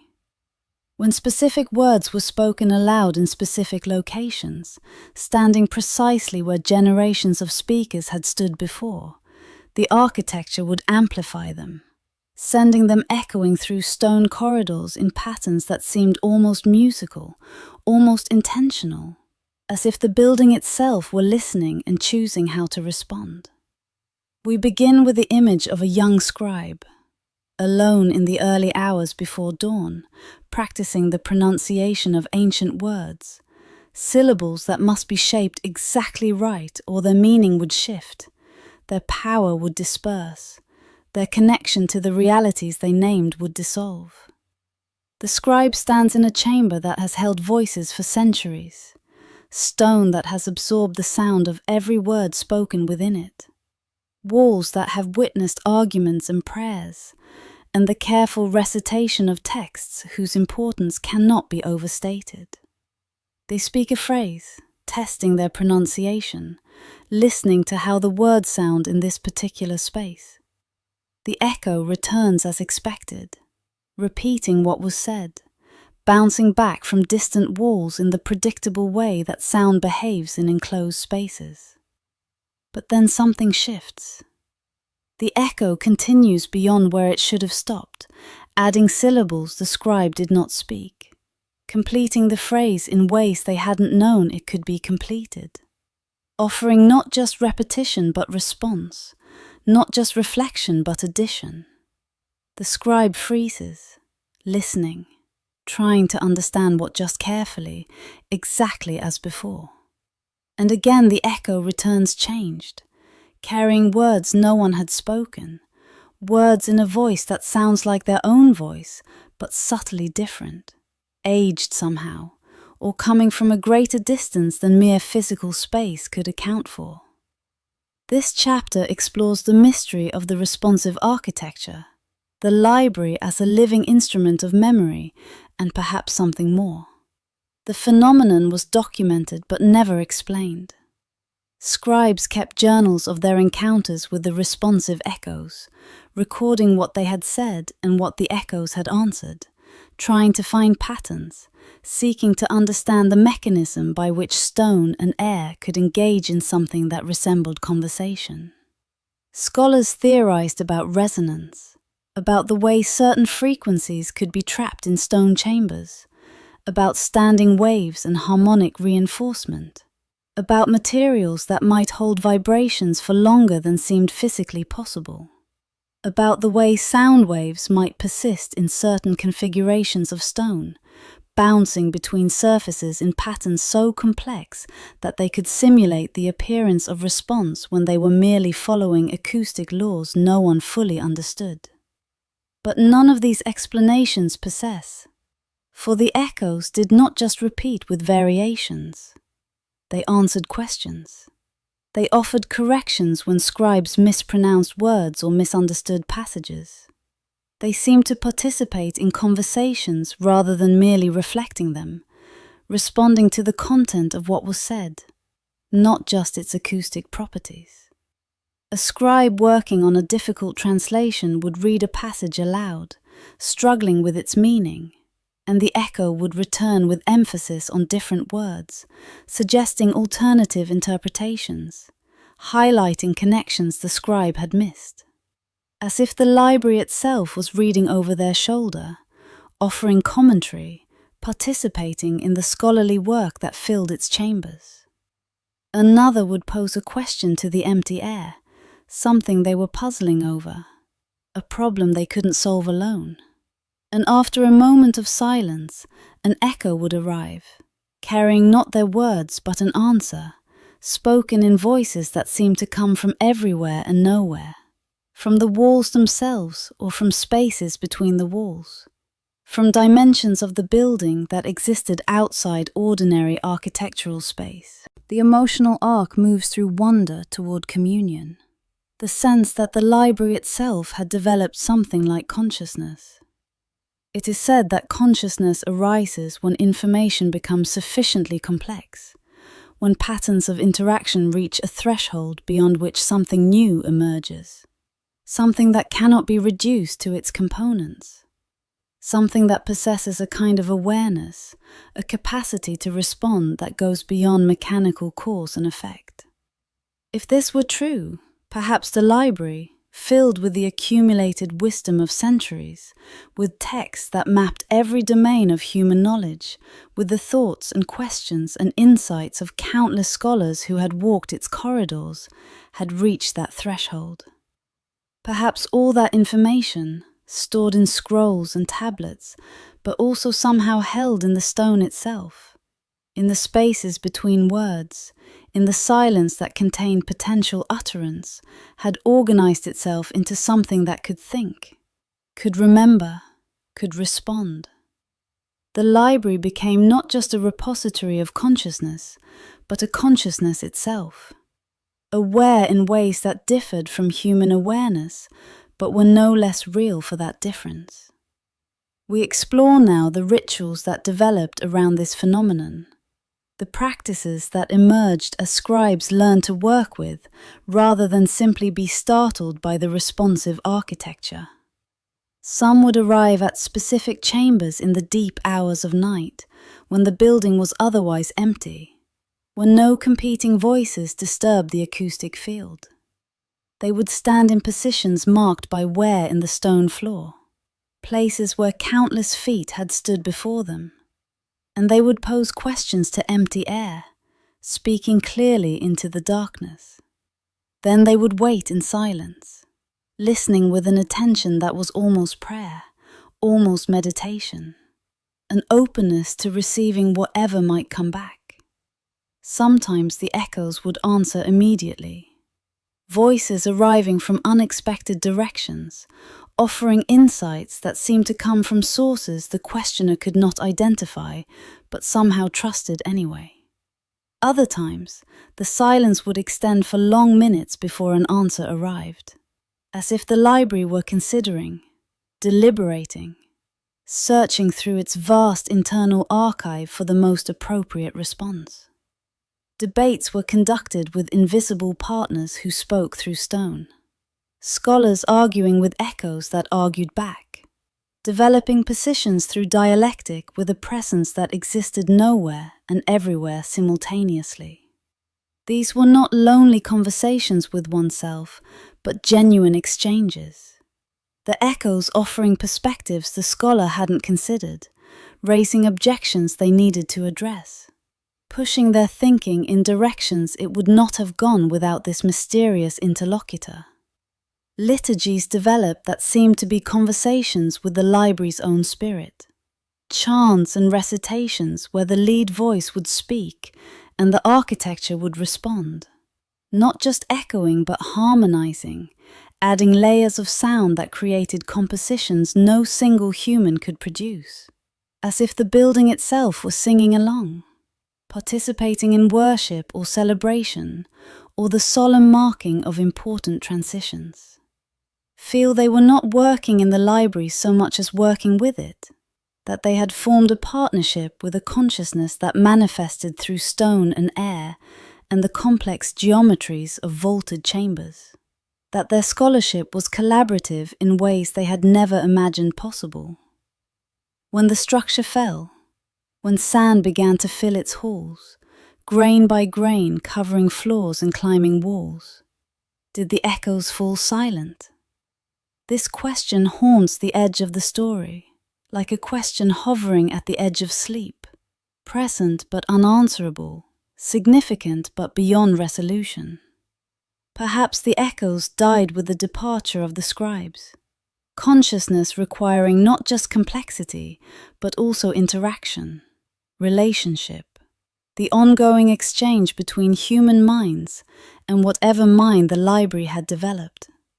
Without voices to respond to, perhaps the building's awareness dimmed and faded, returning to simple stone, to inert matter incapable of thought or speech. Or perhaps the echoes persist somehow, waiting in darkness, holding the memory of every word ever spoken within those walls, every question ever posed, every answer ever offered. Perhaps beneath the sand, in chambers sealed from light and air, the acoustic phenomenon continues, the architecture still resonant, still capable of amplifying and transforming and responding to sounds that no longer come. Perhaps the library still listens, still waits, still possesses whatever quality allowed it to seem conscious. That consciousness now directed inward, reflecting on its own memories, conversing with itself in the absence of external voices. Perhaps it dreams.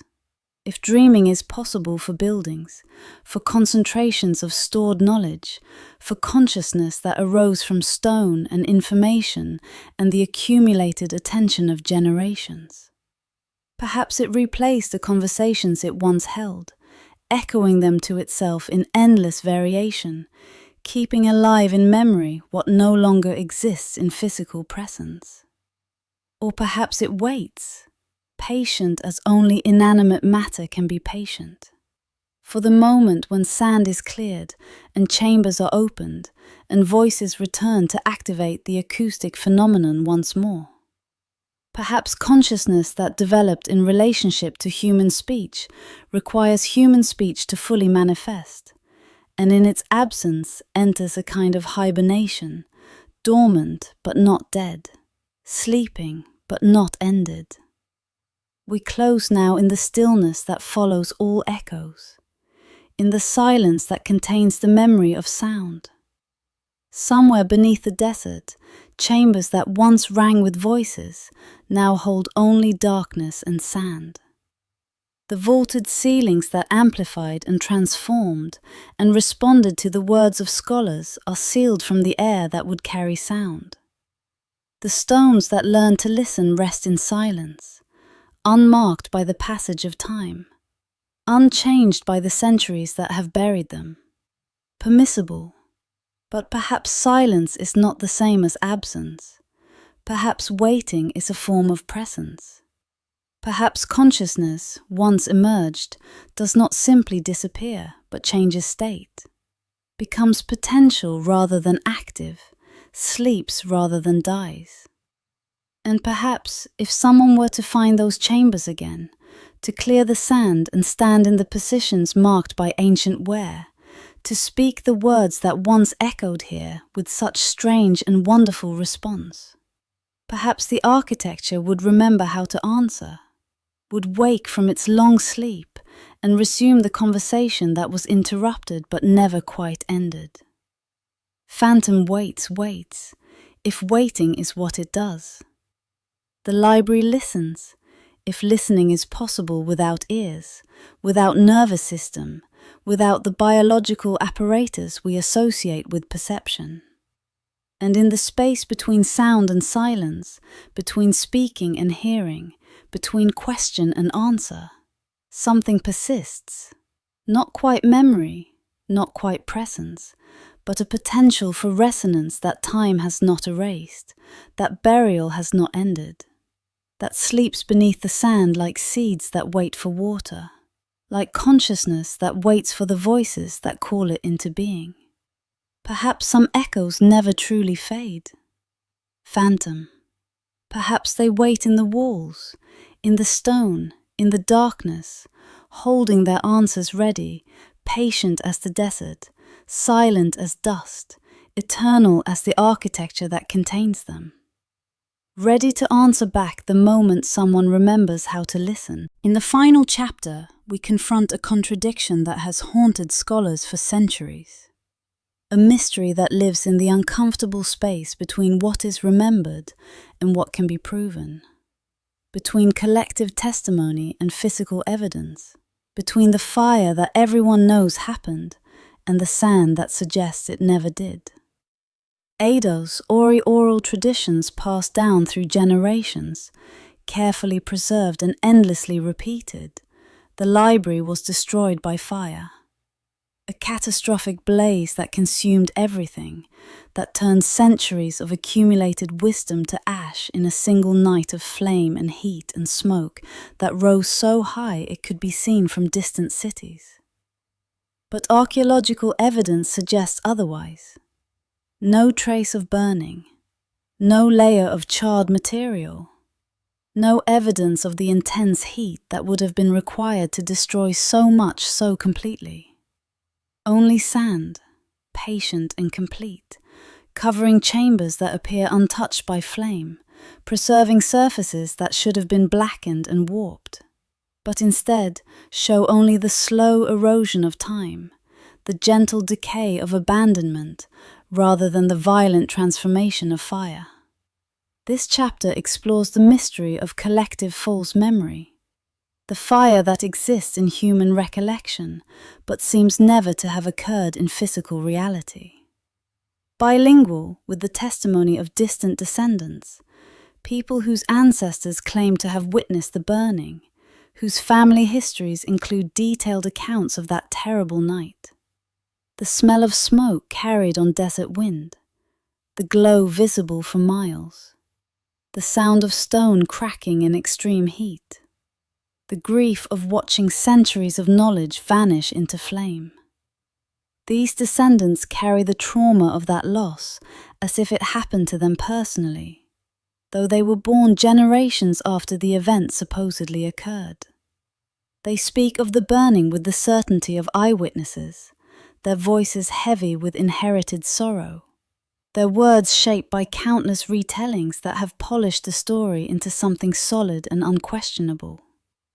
Parking a fire appears in texts written centuries after the library's fall, in songs that claim to preserve the memory of that catastrophic night, in warnings passed from grandparent to grandchild about the fragility of knowledge, about how quickly everything can be lost, about the importance of remembering because physical preservation proved impossible. Acknowledge it has the weight of history, the solidity of truth, the kind of certainty that comes from universal agreement, from a narrative that everyone knows and no one questions. And yet the sand tells a different story. Archaeologists who have excavated portions of the buried structure report no evidence of fire. The stone walls show no heat damage. Wooden elements that remain show slow decomposition, not combustion.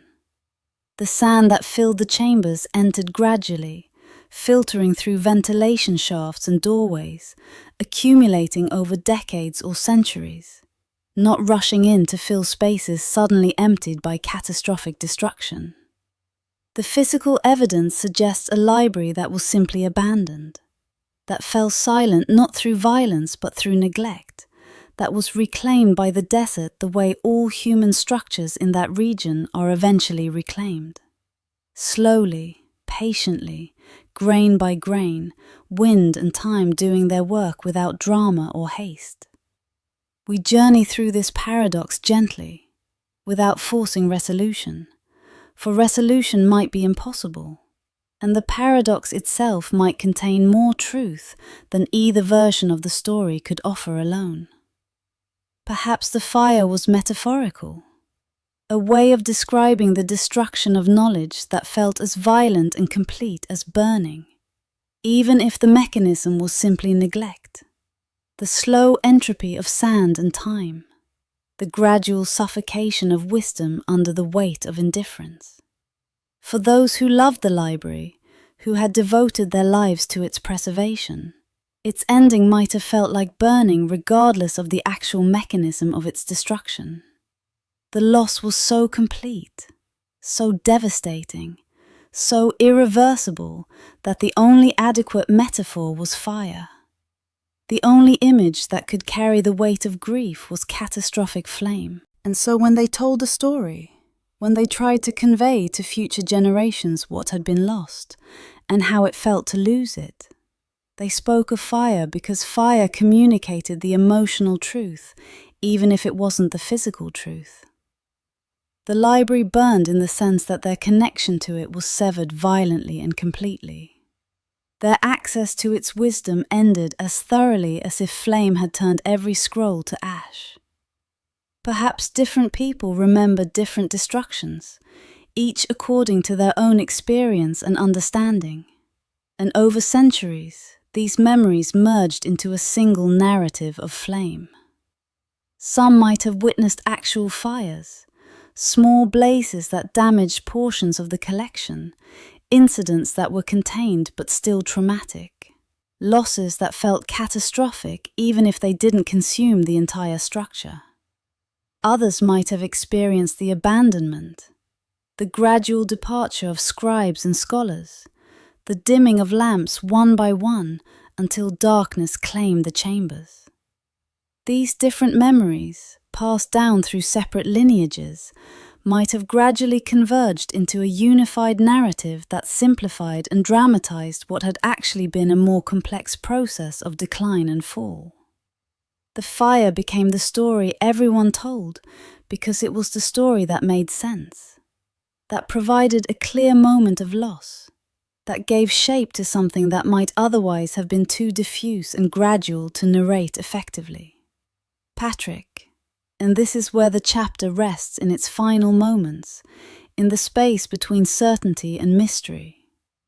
Perhaps the fire existed in some dimension parallel to physical reality, consuming the library's essence while leaving its form intact, burning away meaning while preserving the empty vessels that once held it.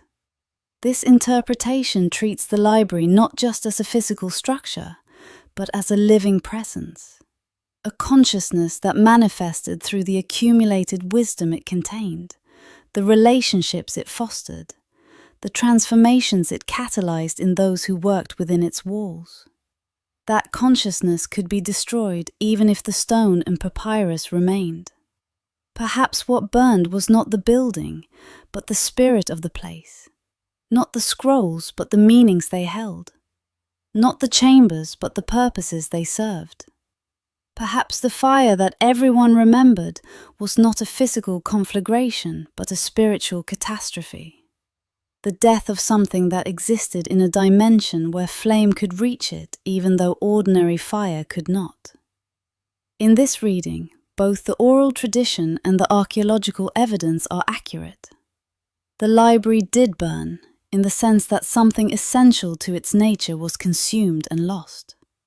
And the library was not burned, in the sense that its physical form remained largely intact, slowly buried by sand rather than suddenly destroyed by flame. Whenever the contradiction is not a problem to be solved, but a paradox to be honored, a recognition that different kinds of truth exist simultaneously, that what is true in memory can be as real as what is true in matter, that the fire that burns in consciousness leaves marks as permanent as any that flame leaves on stone. Flush, with the image of the desert at night, the particular quality of darkness that exists far from cities, where the absence of artificial light allows stars to assert their full presence, infinite points of light scattered across a darkness so complete it seems almost tangible. Somewhere beneath this darkness, beneath this sand, beneath this sky, a library sleeps, full of scrolls no one will read, knowledge no one will recover, wisdom that waits without expectation of discovery, chambers that hold their silence with the patience of stone, with the indifference of matter to meaning, with the permanence of things that exist beyond human purposes. A vast silence that might be peaceful or might be grief, depending on how you choose to remember what was lost. For perhaps the library exists now primarily in memory, in the stories told about it, in the collective imagination of all who have wondered about its mysteries.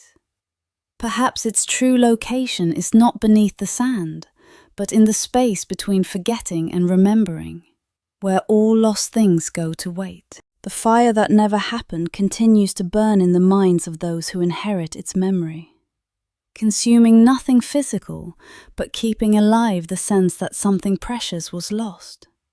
That knowledge is fragile, that what seems permanent can vanish, that we are custodians of wisdom that will not necessarily survive without our active protection. And perhaps that is the fire's purpose, not to have destroyed the library once, in history, but to continue destroying it in imagination, to keep the loss fresh and painful enough that we remain vigilant, remain committed to preserving what we have. Remain aware that the great catastrophe is not a single event in the past, but an ongoing possibility that requires constant resistance. The library sleeps beneath the sand, untouched by flame or touched only by flame that existed in dimensions we cannot see. Destroyed or merely dormant, lost or waiting to be found, dead or dreaming.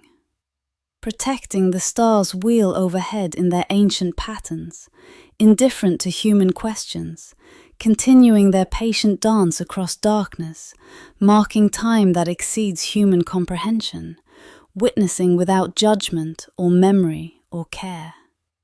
And the desert wind moves across the dunes, smoothing surfaces, covering what was exposed and exposing what was covered, working its slow transformations, erasing and revealing according to laws that take no account of human hopes or human grief.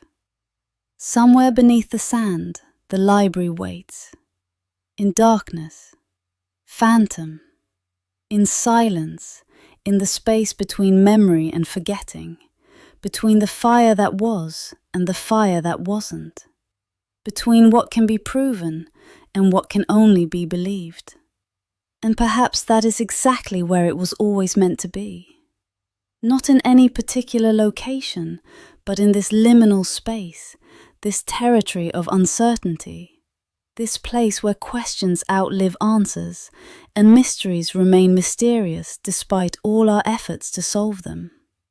The memory of burning that never happened continues to burn.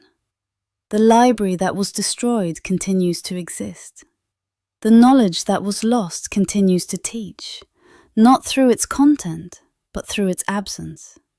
Not through what it preserved, but through what it failed to preserve. Not through its wisdom, but through the wisdom we develop by contemplating its loss. And we are left, as the chapter closes, as sleep approaches, as consciousness begins its nightly dissolution into dream, with the simplest and most profound of recognitions. That some truths are too large to be held by either that memory and matter tell different stories, both true.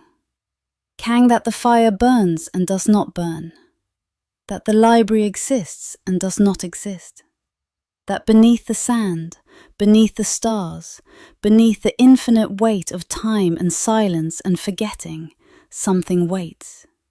Not for discovery, vindication, but simply waits, as all mysteries wait, patient as stone, silent as dust, eternal as the question that has no answer, but continues nonetheless to be asked, generation after generation, by those who sense that something precious was lost and something precious remains, hidden in the space between what we remember and what we know. Between the fire that consumed everything and the sand that preserved it. Between the ending that was and the ending that is still, somehow, always beginning. The library sleeps, magically burns, Kang in the desert keeps its secrets, as it always has, as it always will.